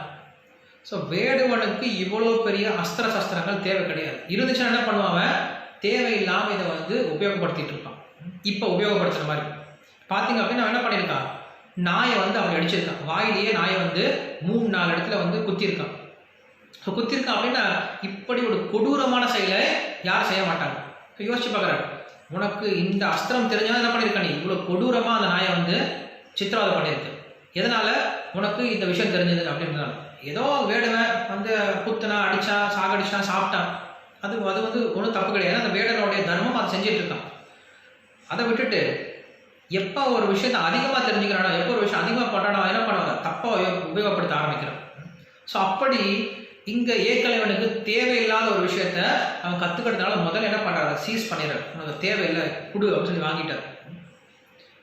குரு பக்தி அப்படிங்கிற வேற விஷயம். இங்கே குரு பக்தி பற்றி பேசல. குரு பக்தி ஏகலைவனுக்கு கண்டிப்பாக இருக்கு. குரு பக்தி இருக்குன்றதுனால துரோணாச்சாரியர் சபாஷ் அப்படின்னு சொல்லிட்டு அதர்மத்தை செஞ்சிடக்கூடாது. ஏன்னா முன்னாடி இருந்து சொல்லிட்டு இருக்கேன் நான் உங்களுக்கு, துரோணாச்சாரியர் எவ்வளவு தர்மத்தில் இருக்கார், தனக்காக எதையும் பண்ணிக்க மாட்டார், தர்மத்துக்காக எதை வேணால் பண்ண தயாராக இருக்கான்னு சொல்லிட்டு நான் உங்களுக்கு முன்னாடி இருந்தே சொல்லிட்டு இருக்கேன். இனிமேலையும் அவருடைய குணங்கள் எப்படிப்பட்டது வரப்போகுது. அது மட்டும் நான் சின்ன விஷயம் சொல்லிடுறேன். துரோணாச்சாரியாருக்கு ஒரு ஒரு சாபம் இருக்கு. என்னன்னா திருஷ்டத்யும்னன் அப்படின்ற ஒரு ராஜாவில் தான் அவனுக்கு இறப்பு அப்படிங்கிறது தெரியும். துரோணாச்சாரியோட இறப்பு எப்படி வரும்னா திருஷ்டத்யும்னன் அப்படின்ற ஒரு ராஜாவில் தான் இறப்பு அப்படிங்கிறது அவர் நிர்ணயமாகும். நிர்ணயமான பின்னாடி அந்த திருஷ்டத்யும்னன் என்ன பண்ணுவோம் அப்படின்னா துரோணாச்சாரியர்கிட்டே படிக்க வருவோம். எனக்கு வில்வித்தியை சொல்லிக் கொடுக்க படிக்க வருவோம். அப்படி சொல்லி படிக்க வரவனுக்கு என்ன பண்ணுவார், அவர் நீ என்னை கொல்ல போறடா, நீ என்னை கொல்ல போறோன்னு நான் அதுக்கு வில்வித்தை சொல்லிக் கொடுக்கணும்னு சொல்லிட்டு அவர் அனுப்பல. என்ன பண்ணாரு, தாராளமாக உனக்கு நான் எல்லாருக்கும் எப்படி சொல்லிக் கொடுக்கணும் அதே மாதிரி உனக்கு சொல்லிக் கொடுக்கணும்னு சொல்லிட்டு என்ன பண்ணுறாரு, அந்த வில்வித்தையை முழுக்க சொல்லிக் கொடுக்குறாரு. அவன் என்னை கொல்ல போறான், திருஷ்டத்யும்னன் என்னை கொல்ல போறான்னு தெரிஞ்ச என்ன பண்றாரு, அங்கே சொல்லிக் கொடுக்குறாரு. ஸோ அவனுக்கு சொல்லிக் கொடுக்கும் போது ஏன் இங்கே சொல்லிக் கொடுக்கூடாது அப்படின்னு நம்ம பார்த்து தெரிஞ்சுக்கணும். ஸோ அங்கே வந்து அவர் சுயநலத்தினால செய்யறது, ஜாதி அடிப்படையை செய்யறது, சமுதாயத்தில் எது தர்மமோ அதை பண்றாரு. யார் என்ன கற்றுக்கணுமோ அப்படின்ற விஷயம் இருக்கு. அவங்க அந்த விஷயத்தை கற்றுக்கிட்டா மட்டும் போதும். இப்போ என்ன நடக்க போகுது, இதே ஏகலவ்யன் நாளைக்கு என்ன ஆக போகுது, அதாவது மகாபாரத போரில் 4 விரலை வச்சுக்கிட்டு பாண்டவர்களுக்கு ஆப்போசிட்டாக சண்டை போட போகிறான். அந்த விஷயம் நடக்க போகுது. அந்த 4 விரலை வச்சுட்டு அவன் சண்டை போடுவான். ஸோ அப்படி இப்போ இருந்தே அவனை இந்த மாதிரி உருவாக்கிட்டோம் அப்படின்னா அவன் என்ன ஆயிடுவான், தேவையில்லாமல் ஒரு எதிரியாக அவன் சேர்ந்துருவான் பாண்டவர்களுக்கு. ஸோ மொத்த விஷயமே இங்கே என்ன இருக்குது அப்படின்னா மொத்த மகாபாரதமே பாண்டவர்களை நல்ல வலிமையானவர்களாக மாற்றி அவங்க மூலியமாக இந்த உலகத்தில் தர்மத்தை நிலைநாட்டணும் அப்படிங்கிற ஒரு விஷயத்துக்காக தான் இந்த எல்லாமே நடந்துட்டு இருக்கும் பொழுது அதுக்கு ஆப்போசிட்டாக வரும்போது அதை நம்ம தடுத்து ஆகணும். பார்க்கறதுக்கு அதர்மமாக இருக்கும், ஆனால் இது தர்மம் தான். பார்க்கறதுக்கு அதர்மமாக இருக்கும். ஒரு சில விஷயங்கள் வெளில இருந்து பார்க்கும்போது அதர்மமாக தான் இருக்கும். கத்தி எடுத்து வெட்டுறது கண்டிப்பாக அதர்மம் தான். அதே டாக்டர் பண்ணும்போது அது தர்மமாகுது. மற்றவங்களை கொலை பண்ணுறது வெளிலேருந்து பார்க்கும்போது அதர்மம் தான். அதே போலீஸ்காரர் வந்து ஒரு திருடனையோ இல்லை வந்து ஒரு இராணுவ வீரர் வந்து ஒரு தீவிரவாதியை கொல்லும் போது அது தர்மமாக தெரியும். ஸோ அப்படி ஒருத்தனுக்கு தர்மமாக இருக்கிறது இன்னொருக்கு அதர்மமாக மாறிப்போம். ஒரு பிராமணுக்கு உண்டான தர்மம் என்னது, அமைதியை காக்கிறது. ஒரு பிராமணுக்கு உண்டான தர்மமானது பொறுமையை காக்கிறது. இது சத்திரியன் பண்ணக்கூடாது. கத்திரியன் வந்து என்றைக்குமே அமைதியாக பொறுமையாக இருக்கக்கூடாது. அவன் என்ன பண்ணும், வன்முறையை பண்ணும். ஸோ அது பிராமணுக்கு உண்டான தர்மத்தை சத்திரியன் ஃபாலோ பண்ணக்கூடாது, சத்திரியனுக்கு உண்டான தர்மத்தை பிராமணன் ஃபாலோ பண்ணக்கூடாது. அப்படி ஃபாலோ பண்ணோம் அப்படின்னா அந்த சமுதாயத்தில் குழப்பம் தான் வரும். அப்படி குழப்பம் வந்துச்சு அப்படின்னா எல்லா விதமான தர்மமும் அழிய ஆரம்பிச்சு. ஸோ மொத்த சிஸ்டம் என்ன இருக்குது, இப்படி தான் போயிட்டு இருந்துச்சு. இப்போ வந்து நான் உங்களுடைய எக்ஸாம்பிளுக்கு வரேன். கார்பரேட் ஆஃபீஸ் இருக்குது, எல்லா கார்பரேட் ஆஃபீஸ் இருக்குது. ஸோ கார்பரேட் ஆஃபீஸில் ஒருத்தன் வந்து என்ன பண்ணுறது, அதை வந்து அங்கே வந்து இந்த ஹவுஸ் கீப்பிங் ஒர்க் பண்ணிகிட்டு இருக்கான்.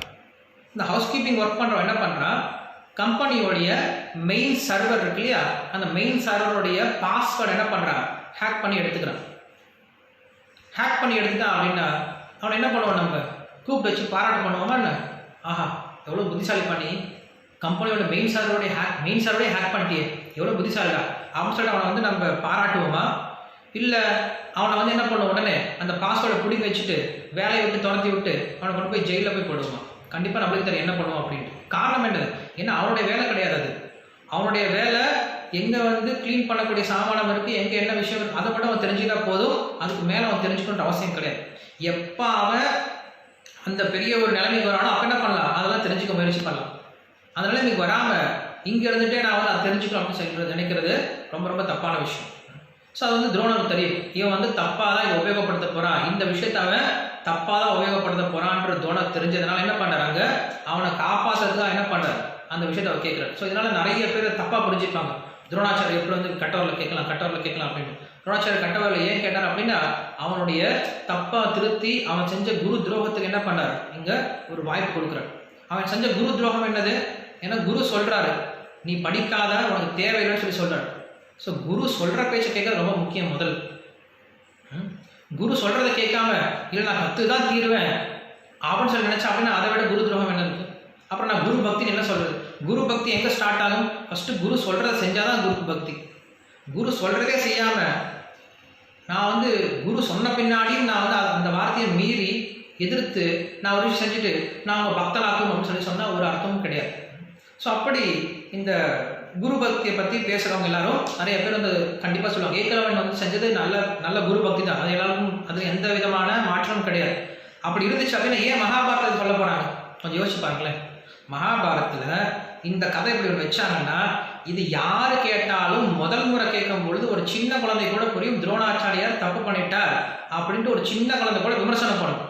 அப்படி விமர்சனத்துக்கு உண்டான ஒரு கதையை ஏன் மகாபாரதத்தில் வைக்கணும்? அது ஒரு முக்கியமான நபர் துரோணாச்சாரியர் மேலே இந்த கதையை காட்டணும்.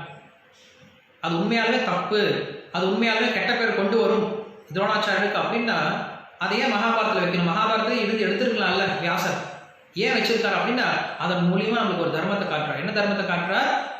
குரு சொல்கிறத கேட்டால் போதும், நம்மளாம் அதிக பிரசங்கத்தனமாக ஒரு விஷயம் பண்ண தேவையில்லை. அதே போல் நம்ம தகுதியை பார்த்து என்ன பண்ணணும், நம்ம கற்றுக்கிட்டா போதும். தேவையில்லாத விஷயத்தை நம்ம கற்றுக்கிட்டு அதனால் என்ன பண்ணக்கூடாது, மற்றவங்களுக்கு உபதரமாக இருக்கக்கூடாது. இன்றைக்கி நம்மளுடைய கல்வி எப்படி இருக்குது அப்படின்னா படித்தது ஒன்று செய்கிறது ஒன்றா இருக்கும். அன்றைக்கி அப்படி கிடையாது. அன்றைக்கி வேத கலாச்சாரத்தில் அவன் என்ன செய்ய விரும்பினாலும் அதான் படிக்கிறான். இன்றைக்கி அதான் அப்படி தான் போயிட்டு நினைக்கிறேன் இல்லையா? இன்றைக்கி நான் படித்தது ஒன்று, அதுக்கப்புறம் வேலைக்கு போன பின்னாடி நம்மளுக்கு வேற ஒரு ட்ரைனிங் கொடுத்து அங்கே நம்மளுக்கு உண்டான விஷயத்துக்கு சொல்லிக் கொடுக்குறாங்க அங்கே வேலை பண்ணுறது. நான் வந்து இன்ஃபோசிஸ் போகும்போது எனக்கு அந்த கம்பெனியில் சொன்ன முதல் விஷயம் என்னென்னா, நீ உன் காலேஜுக்கு எதெல்லாம் படிச்சியோ எல்லாத்தையும் முதல்ல மறந்து போயிடும், நான் உங்களுக்கு புதுசாக என்ன பண்ணுறேன், உனக்கு நான் ட்ரைனிங் கொடுக்குறேன்னு சொல்லி சொன்னேன். ஸோ அப்படின்னு என்ன அர்த்தம், நான் காலேஜில் படித்த 4 வருஷம் வேஸ்ட்டு, என்ன பண்ணியிருக்கலாம், ஒரு 3 மாதம் ட்ரைனிங் எடுத்துகிட்டு டேரெக்டாக வேலைக்கு போயிருக்கலாம். ஸோ இன்றைக்கி நம்ம எஜுகேஷன் அப்படி தான் இருக்குது, படித்தது ஒன்று செய்கிறது ஒன்றா இருக்குது.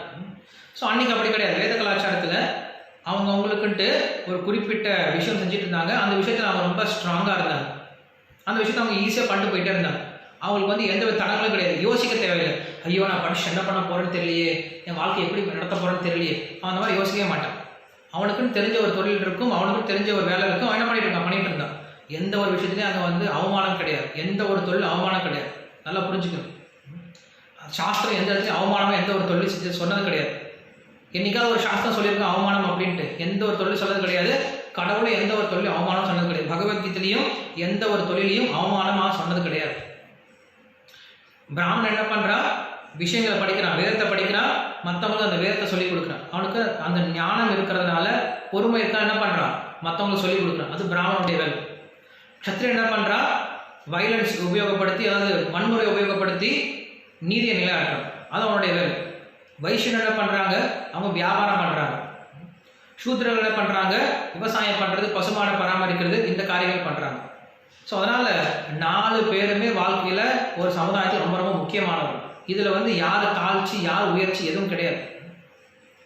இது என்ன ஆயிடுச்சு, இந்தியாவில் வந்து நிறைய வந்து இந்த ஜாதி விஷயத்தை கொண்டு வந்துட்டு, இந்த இந்த நாஸ்திகத்தனத்தை கொண்டு வந்துட்டு ஆரியர்கள், அப்புறமே என்ன சொல்லிட்டாங்க சூத்ரர்கள் அப்படின்னு சொல்லிட்டு இந்த ஒரு பாகுபாடை கொண்டு வந்து நாஸ்திகத்தை புகுத்துறதுக்காக இந்த ஒரு விஷயத்தை கொண்டு வந்தாங்க. தவிர அதுக்கு முன்னாடி இந்த மாதிரி ஒரு விஷயம் கிடையாது. எல்லாரும் ரொம்ப அமைதியாக தான் வாழ்ந்துட்டு இருந்தாங்க வாழ்க்கையில். அப்படின்னா நமக்கு தெரிஞ்சிருக்கும் இல்லையா, மகாபாரதத்தில் எவ்வளோ சண்டை வந்திருக்கும், எத்தனை பேர் இந்த மாதிரி சமுதாயம் எப்படி சீர்கட்டிருக்கும்னு பார்த்துருக்கோம். பட் சமுதாயம் சீர்கடல், எல்லாருமே அவங்களுக்கு உண்டான பொறுப்பில் வாழ்ந்துட்டு இருந்தாங்க. எல்லாரும் சந்தோஷமாக இருந்தாங்க. யாரும் சண்டை போட்டுக்கல, நான் இதான் பண்ணுவேன் அதான் பண்ணுவேன் அப்படின்ட்டு யாரும் சண்டை போட்டுக்கல. அவங்க பொறுப்பில் அவங்க சந்தோஷமாக தான் இருந்தாங்க. ஸோ அங்கே ஏக்கலன் வந்து அவனுடைய வேலையான அந்த அந்த போர்க்கலையை அந்த அந்த வேடத்தனத்தை விட்டுட்டு அவன் மற்ற உயர்ந்த விஷயத்துக்கு போகும்போது அது தப்பு அப்படின்னு சொல்லி வாங்குறப்ப கொடுத்துட்டான். கொடுத்த பின்னாடி அதுக்கப்புறம் அங்கேருந்து வந்துட்டார். ஸோ அப்போ எல்லாருக்கும் அவங்களுடைய அந்த போர்க்கலை படிக்கக்கூடிய அந்த விஷயம்லாம் முடிச்சு குருகுலத்தில் படித்து முடிச்சிட்டாங்க. படித்து முடிச்ச பின்னாடி இப்போ வந்து நிதர்சனம் காட்டும். அவங்க என்ன படிச்சிருக்காங்களோ அதை என்ன பண்ணாங்க, திறமையை வெளில அதை காட்டும். ஸோ என்ன பண்ணுறாங்க, ஒரு பெரிய ஒரு டோர்னமெண்ட் மாதிரி அரேஞ்ச் பண்ணாங்க. எல்லாரையும் கூப்பிட்டாங்க, எல்லா பசங்களும் வந்துட்டாங்க. ஸோ எல்லா பசங்களுடைய அப்பா அம்மா, ஏன்னா இந்த குருகுலம் ரொம்ப பெரிய குருகுலம் இல்லையா, அந்த குருகுலத்தில் நிறைய ராஜாக்கள் நிறைய மந்திரிகள்லாம் அவங்க பசங்களாம் படிச்சுட்டு இருக்காங்க இல்லையா, எல்லாம் வந்துட்டாங்க அந்த இதை பார்க்கறதுக்காக எல்லாம் வந்துட்டாங்க. ஸோ வந்த பின்னாடி ஒரு பெரிய ஒரு மைதானத்தில் அந்த பெரிய ஒரு டோர்னமெண்ட் நடக்குது. எல்லாம் வந்து அசம்பிள் ஆகிட்டாங்க. அசம்பிள் ஆன பின்னாடி கடைசியில் துரோணாச்சாரியர் வரார். ஏன்னா துரோணாச்சாரியர் கடைசியில் வரணும். ஃபஸ்ட்டே வந்து உட்காந்து நல்லா இருக்காது இல்லையா, ஒரு கல்யாண வீட்டில் ஃபஸ்ட்டே போய் ஒரு மாப்பிள்ளை போய் உட்காந்துட்டு பொண்ணு எப்போ வருவா, இந்த பிபிக்காரன் எப்போ வருவான், அப்புறமேல கேமராமேன் எப்போ வருவான், அப்புறம் சொந்தக்காரங்களாம் எப்போ வருவாங்க, ஐயர் எப்போ வருவார் அப்படின்னு சொல்லிட்டு உட்காந்து பார்த்துட்டு இருந்தாங்கன்னா ரொம்ப அசிங்கமாக போயிடும். மாப்பிள்ளை எப்படி ஒரு கடைசியில் வரணும், அப்போ தான் ஒரு மதிப்பு இருக்கும், ஒரு கெத்து இருக்கும் இல்லையா. ஸோ அந்த மாதிரி துரோணாச்சாரியர் நினைக்கிறாங்க, இவ்வளோ எல்லாருக்கும் ஒரு ஆசிரியர் இருந்திருக்காரு. ஸோ அவர் ஃபஸ்ட்டு படம் நல்லா இருக்கான்னு சொல்லிட்டு என்ன பண்ணுறாரு, எல்லாரும் வந்து அசம்பிள் ஆகிட்டு எல்லாரும் கூடி காத்துட்ருக்காங்க, துரோணாச்சாரியர் எப்போ வருவார்னு சொல்லி காத்துட்ருக்காங்க. அப்போ துரோணாச்சாரியர் தன்னுடைய பையனோட அஸ்வத்தாமனை கூட்டிகிட்டு உள்ள நுழையிறார். உள்ள நுழைஞ்ச பின்னாடி துரோணாச்சாரியர் உட்காந்த பின்னாடி அவருக்கு தெரியும் ஒவ்வொரு பையனா அவருக்கு எந்தெந்த பையன் எப்படிப்பட்ட பையன், எவ்வளோ மார்க் வாங்கியிருக்கான், எவ்வளோ திறமை இருக்குன்னு தெரியும். என்ன பண்ணுறாரு, ஒவ்வொருத்தரையும் கூப்பிட்றாரு. ஃபஸ்ட்டே வந்து பெஸ்ட் பையனை கொடுக்க மாட்டார். ஃபஸ்ட்டு வந்து சும்மா பாஸ் மார்க் வாங்கினவன், ஃபெயில் ஆனவங்க அவங்களாவது முதல்ல கூப்பிட்றாரு. 2 பேரை கூப்பிட்டு நீங்கள் 2 பேரும் சண்டை போடுங்களான்னு சொல்லிடுவார். ஸோ ஒருத்தன் ஒரு அஸ்திரத்தை விடுவான், அதுக்கு பிரதி அஸ்திரம் விடுவான். ஸோ இப்படி என்ன பண்ணுறாங்க, 2 பேரும் சண்டை போட்டு ஒருத்தன் எப்படி தடுத்துக்கிறாங்க அப்படின்னு சொல்லிட்டு அவங்க திறமையை காட்டுவாங்க. சரி நீங்கள் 2 பேர் போங்க, நீங்கள் 2 பேர் வாங்கலாம் அப்படின்னு சொல்லிட்டு அடுத்த 2 பேரை சண்டை போட விடுவார். ஒரு குழுவாக ஒரு குரூப்பாக சண்டை போட விடுறாரு. சண்டை போட்டு அவங்க திறமையை காட்டுறாங்க. எல்லாரும் ஒரே அப்ளாஸ், எல்லாம் ஒரு கைத்தட்டு, ஓஹோ எல்லாரும் ஒரே சத்தம் போட்டு எல்லாம் கைத்தட்டுறாங்க. அவங்க பசங்க வந்து திறமையை காட்டும்போது அங்கே வந்து ஒன்றும் பெரிய மார்க்கில் யாரும் வாங்கினா தெரியாது, எல்லாம் சத்தம் போட்டு கைத்தட்டிட்டு இருக்காங்க. அப்போ வந்து துரியோதனை கூப்பிட்றாங்க. துரியோதனை நாங்கள் ஃபெயில். துரியோதனை வந்து ஒன்றும் வேலைக்கு ஆகலை. அவங்க வந்து எங்கே அம்பு விட்டாலும் இங்கே விட்டு அங்கே போகுது, அங்கே விட்டா இங்கே போகுது, ஒன்றும் வேலைக்கு ஆகலை. ஸோ துரியோதனே வேலைக்கு ஆகலை அப்படின்னா மற்ற 99 கேட்கவே தேவையில்லை. துரியோதனே ஃபெயில் அப்படின்னா மற்ற 99 ஃபெயில். பாஸ் மார்க் போட்டு அதை அமுச்சு விட்டார். சரி போ அப்படின்னு சொல்லி அமுச்சு விட்டார். அதுக்கப்புறம் பாண்டவர்கள் இருக்காங்க. ஸோ பாண்டவர்களை கூட வில்வித்தை தெரிஞ்சவர் வந்து ஒன்லி அர்ஜுனன் மட்டும்தான். பீமன் இருக்கான், பீமனுக்கும் நல்லா வில்வித்தை தெரியுமா. பீமனுக்கு ஒரு சோம்பேறித்தனம், இந்த வில்லை யாரை போய் அதை ஒரு வில்லை மாட்டிக்கிட்டு பின்னாடி ஒரு அம்புரத்தோட மாட்டிக்கிட்டு அதை வேற எடுத்து சரக்குன்னு ஒன்றா விட்டுட்டு இருக்கணும். போனோமா கதை எடுத்துகிட்டு போனோமா டம்முன்னு மண்டையை உடச்சோமான்னு போயிட்டு இருக்காம யார் இதெல்லாம் வில்லு எடுத்துகிட்டு விளையாடிட்டு இருக்கிறது அப்படின்னு சொல்லிட்டு அவருக்கு ஒரு சோம்பேறித்தனம். அதனால் அந்த வில்லெல்லாம் விட மாட்டார். கிருஷ்ணர் அப்படிதான். கிருஷ்ணர் நல்லா வில்லு தான் தெரியும். சாரங்கம் அப்படின்ற வில்லு எடுத்து விட்டாருன்னா பயங்கரமாக விடுவார். ஆனால் கிருஷ்ணருக்குள்ள அப்படி வில்லெல்லாம் விட தெரியாது. அவருக்கு சும்மா யார் வில்லை தூக்கிட்டு போகிறது, அவருக்கு இந்த இப்படி கை காட்டினா சக்கரம் வந்துடும், விட்டாருன்னா கழுத்தை எடுத்துட்டு போயிட்டே இருக்கும். ஆனால் இந்த அர்ஜுனன் வந்து ரொம்ப வில்லாளியாக இருக்கிறதுனால அர்ஜுனை கூப்பிட்றாரு. அர்ஜுனை கூப்பிட்டு அவருடைய பராக்கிரமத்தை காட்ட சொல்கிறார். அர்ஜுனன் என்ன பண்ணுறார், தன்னுடைய பராக்கிரமத்தை காட்டுறான். ஸோ காட்ட பின்னாடி அந்த துரோணாச்சாரியர் சொல்கிறார், என்னுடைய சிறந்த மாணவன் வந்து அர்ஜுனன் தான், இவனை போன்ற ஒரு மாணவன் கிடையாது அப்படின்னு சொல்லிட்டு அந்த அர்ஜுனனை புகழ்ந்து பேசுகிறார். இவனுக்கு ஈடான ஒரு மாணவன் கிடையாது அப்படின்னு சொல்லிட்டு அங்கே சொல்கிறார். அப்படி சொல்லும்போது அங்கே ஒரு பெரிய சத்தம் கேட்குதா வெளியில் அந்த கேட்டு வெளியில் ஒரு பெரிய முண்டாசு அடிக்கிற சத்தம், தம்னு ஒரு சத்தம் கேட்குதா. யார் இருக்கா, என்ன வெல்றதுக்கு யார் இருக்கா இந்த உலகத்தில், எனக்கு சமமான வீரன் யார் இருக்கா அப்படின்னு சொல்லிட்டு ஒரு பயங்கரமான கணீரான ஒரு சத்தம் கேட்குதா. சத்தம் கேட்கும்போது எல்லாரும் பயந்துட்டாங்க. என்ன இவ்வளோ பெரிய சத்தம் கேட்குது, ஏதாவது பெரிய மலை ஏதாவது உடஞ்சிடுச்சா, இல்லை பூகம்பம் வந்துடுச்சா, என்ன இப்படி ஒரு சத்தம் கேட்குது, யார் இப்படிப்பட்ட ஒரு சாதாரண மனுஷனால இப்படி சத்தம் போட முடியாது, யார் இப்படி சத்தம் போடுறது அப்படின்னு சொல்லிட்டு அங்கே பார்க்கும்போது அங்கே கர்ணன் வந்து நிற்கிறான். கர்ணன் முதல் முறை வரான், வந்து நின்று சத்தம் போடுறான். நான் எங்கள் ஒருத்தன் இங்கே இருக்கும் பொழுது என்னை விட சமமானவன் இங்கே யாரும் கிடையாது, நான் தான் உலகத்திலே சிறந்த வில்லாளி அப்படின்னு சொல்லி அவன் நிற்கிறான். என்ன எல்லாரும் பார்க்குறாங்க, எல்லாம் ஆச்சரியமாக பார்க்குறாங்க. துரோணாச்சாரியர் பார்க்குறாங்க. கர்ணன் யார் அப்படின்னு நான் உங்களுக்கு முன்னாடி சொல்லியிருந்தேன் இல்லையா. கர்ணன் யார் அப்படின்னா சாக்ஷாத் சூரிய பகவானுடைய அவதாரம். குந்தி மகாராணிக்கு கல்யாணம் ஆகிறதுக்கு முன்னாடியே சூரியனுடைய அருளால் குழந்தை பிறக்குது அப்படின்னா அவங்க 2 பேரும் இணைஞ்சி குழந்தை பிறக்கல. அவருடைய ஆசீர்வாதத்தினால டைரக்டா அந்த குழந்தைய வந்து பிறக்கிறார். சூரிய பகவானே வந்து என்ன பண்றாரு, கர்ணனா பிறக்கிறார். ஸோ பிறக்கும் பொழுதே அவர் கர்ண குண்டலத்தோட கவசத்தோட பிறக்கிறார். அதுக்கப்புறம் குழந்தை வந்து எப்படி கல்யாணத்துக்கு முன்னாடி குழந்தைய வளர்க்குறதுன்னு சொல்லிட்டு அவன் என்ன பண்றான், இவன் வந்து எப்படியும் இந்த கர்ணன் வந்து தேவாம்சமா இருக்கிறதுனால தேவர்கள் பார்த்துப்பாங்கன்னு சொல்லிட்டு அவன் வந்து நதியில விட்டு வச்சு அமைச்சிட்டா. அந்த நதியில இருந்து ராதை அப்படின்ற அந்த பெண்ணும் அவங்களுடைய கணவனை எடுத்து வளர்த்துட்டு இருக்காங்க. சாரதியனுடைய பையனை வளர்ந்துட்டு இருக்கான் கர்ணன். அந்த கர்ணன் என்ன பண்ணா, ஒரு கட்டத்தில் அவனும் படிக்கணும்னு நினச்சி வரான். துரோணன் கிட்ட வந்து படிக்க வரான். ஸோ படிக்க வரும்போது துரோணர் சொல்லிக் கொடுக்க முடியாதுன்னு சொல்லிட்டார். ஏன்னா இது வந்து சத்திரியர்களுக்கு உண்டான விஷயம். உனக்கு என்ன தேவை, நீ என்னது தேரோட்டியோட பையன் இல்லையா? ஸோ என்ன பண்ணு, தேர் ஓட்டுறதை கற்றுக்கும். தேர் ஓட்டுறது மட்டும் உனக்கு தெரிஞ்சா போதும் அப்படின்னு சொல்லிட்டார். ஏன்னா தேர் ஓட்டுறதே அவ்வளோ பெரிய கலை. தேர் ஓட்டுறது வந்து சாதாரண விஷயம் கிடையாது. தேர் ஓட்டுறதே நம்ம நினச்சிருக்கோம், தேர் ஓட்டுறதை நினச்சிட்டு இருக்கோம். பட் தேர் ஓட்டுறது அப்படிங்கிறது இன்னைக்கு நம்ம ஓட்டுற மாதிரி வண்டி ஓட்டுற மாதிரி கிடையாது. தேர் ஓட்டுறது அவ்வளோ பெரிய கலையாக இருந்துச்சு. நம்ம மகாபாரதத்திலே பார்க்குறோம், கிருஷ்ணர் எப்படி தேர் ஓட்டினார்னு பார்க்குறோம். கிருஷ்ணரே தேர் ஓட்டி தான் இருக்கார். ஸோ கிருஷ்ணர் எப்படி தேர் ஓட்டினார் அப்படின்னா, அர்ஜுனன் மேலே ஒரு அம்பு கூட படாத அளவுக்கு தேர் ஓட்டினாராம். இங்கே அம்பு வச்சு இங்கே தாங்கிடுவார், இங்கே அம்பு வரும்போது இங்கே தாவிடுவார். ஸோ அப்படி தேர் என்ன பண்ணுவாரா, தூக்கி தூக்கி இங்கே வைப்பாரா. கொஞ்சம் கூட அம்பு விழாத மாதிரி இப்படி இப்படி இப்படி வளைஞ்சு போவாரா. ஸோ தேர் ஓட்டுறதுல அவ்வளோ திறமைசாலியாக இருந்தாரா கிருஷ்ணர். ஸோ அப்படி அவர் சொல்லிட்டார், நீ வந்து எப்படி இருக்கியோ அந்த விஷயத்தை நீ கற்றுக்கோப்பா, உனக்கு தேவையில்லை இது அப்படின்னு சொல்லிட்டு அனுப்பிச்சு விட்டார். ஆனால் என்ன பண்ணல, அவன் கேட்கல. அவன் என்ன பண்ணிட்டான், நேராக வந்து போயிட்டான். யார்கிட்ட, பரசுராமர்கிட்ட போயிட்டான். ஏன்னா துரோணாச்சாரிய குரு யார், பரசுராமர் தான். ஸோ இவர்கிட்ட நான் கற்றுக்கணும், இவரோட குரு கிட்ட போய் நான் கற்றுக்கிறேன்னு சொல்லிட்டு நேராக பரசுராமர்கிட்ட போயிட்டான். பரசுராமருக்கு ஒரு ஒரு ஒரு சத்தியம் பண்ணி கொடுத்தேன். ஏன்னா பரசுராமர் வந்து பகவானுடைய அவதாரம். அவர் வந்து ஒரு ஒரு ஒரு ரிஷியோடைய குழந்தை. ஸோ ரிஷியோட பையனாக இருக்கிறதுனால அவருக்கு ஒரு சத்தியம் பண்ணியிருக்கார். என்ன சத்தியம் பண்ணியிருக்காரு அப்படின்னா, நான் பிராமணர்களுக்கு மட்டும்தான் இந்த வில்வித்தையை சொல்லிக் கொடுப்பேன், சத்திரியர்களுக்கோ வேற எந்த குலத்துக்கும் சொல்லிக் கொடுக்க மாட்டேன் அப்படின்ட்டு அவர் ஒரு சத்தியம் வச்சிருக்கார். ஏன்னா அன்னைக்கு இருக்கக்கூடிய சத்திரிகள்லாம் வந்து அசுரர்களாக இருந்ததுனால பரசுராமர் என்ன பண்ணாரு, தானே 21 தலைமுறை எல்லா விதமான சத்திரிகளையும் கொண்டு அந்த இடத்துல எல்லா செல்வத்தையும் எடுத்து எல்லாத்தையும் பிராமணர்களுக்கு தானமாக கொடுத்துட்டார், எல்லா நாட்டையும். அதனால அவருக்கு அவர் சத்திரியன்னா பிடிக்கவே பிடிக்காது பரசுராமருக்கு. ஸோ அதனால வந்து ராமர்கிட்ட சண்டைக்கு வருவார், ராமாயணத்தை நான் பார்த்தோம் அப்படின்னு. அதுக்கப்புறம் ராமர் வந்து அவருடைய கொட்டை தலைக்கு அமுச்சு வச்சுருவார். அதுக்கப்புறம் ஹிமாலயங்களுக்கு பக்கத்தில் எங்கேயாவது அவரை போய் தியானம் பண்ண போயிடுவார். ஸோ இப்போ என்ன பண்ணுறான், இந்த கர்ணன் போய் அந்த பரசுராமர் கிட்ட போய் கற்றுக்கலான்னு சொல்லி போகிறான். ஸோ போகும்போது பரசுராமர் கேட்குறான், நீ யார் அப்படின்னு சொல்லி கேட்குறான். அவன் சொல்லிட்டான், நான் வந்து பிராமணன் தான் அப்படின்னு சொல்லிட்டான். போய் சொன்ன பிறகு சரி அப்படின்னு சொல்லி அவர் கற்றுக் கொடுக்க ஆரம்பிக்கும். நிறைய கற்றுக்கிறான், நிறைய விஷயங்கள் கற்றுக்கிறான். கர்ணன் வந்து பரசுராமர்கிட்ட கற்றுக்கிறான்னா எவ்வளோ விஷயம் பார்த்துக்கணும். பரசுராமர் வந்து பகவான், அவர் தான் வந்து துரோணாச்சாரியர் குரு, பீஷ்மருக்கு குரு. ஸோ அப்படிப்பட்டவர் என்ன பண்ணார், இப்போ கர்ணனுக்கு சொல்லிக் கொடுக்குற, கர்ணனுக்கு கற்றுக்கிட்டான். நல்லா எல்லா சாஸ்திரங்களையும் கற்றுக்கிட்ட பின்னாடி என்ன ஆகுது, ஒரு நாள் குருக்கு நல்லா சேவை பண்ணிட்டு இருக்கான். சேவை பண்ணிட்டு இருக்கும்போது ஒரு நாள் என்ன ஆகுது, அவன் குரு வந்து அவனுடைய மடியில் தலை வச்சு தூங்கிட்டு இருக்கும்போது ஒரு ஒரு வண்டு என்ன ஆகுது, காலை கடிக்க ஆரம்பிக்குது. எந்த அளவு கடிக்க ஆரம்பிக்குது அப்படின்னா, அந்த வண்டு காலை ஓட்ட போட்டுக்கிட்டு இன்னொரு பக்கம் வர அளவு கடிக்க ஆரம்பிக்குது. பொதுவாக வண்டு கடிச்சா பயங்கரம் வலி எடுக்க ஆரம்பிச்சு. ஆனால் வண்டு என்ன கடிச்சு உடம்புக்குள்ளார போய் ஓட்ட போட்டு இன்னொரு வழியை வெளியே வந்துடுச்சு. அந்த அளவுக்கு அங்கே கடிக்குது. ஆனால் என்ன பண்ணுறாங்க, வலியை பொறுத்துக்கிட்டு குருவை எழுப்பக்கூடாது அப்படின்னு சொல்லிட்டு என்ன பண்ணுறான், கண்ணை மூடிக்கிட்டு இறுக்கி அவனுடைய எல்லா சக்தியும் உபயோகப்படுத்தி பொறுமையாக உட்காந்துருக்கான். கொஞ்சம் நேரத்தில் என்ன ஆயிடுச்சு, ரத்தம் வெளில வர ஆரம்பிச்சிருது. ஸோ அப்போ வந்து பரசுராமர் மேலே படுது. பரசுராமர் எந்திரிச்சு பார்க்குறாரு. எந்திரிச்சு பார்த்தா இவ்வளோ ரத்தம் இருக்கு, நீ யார் அப்படின்னு சொல்லி கேட்குறாரு.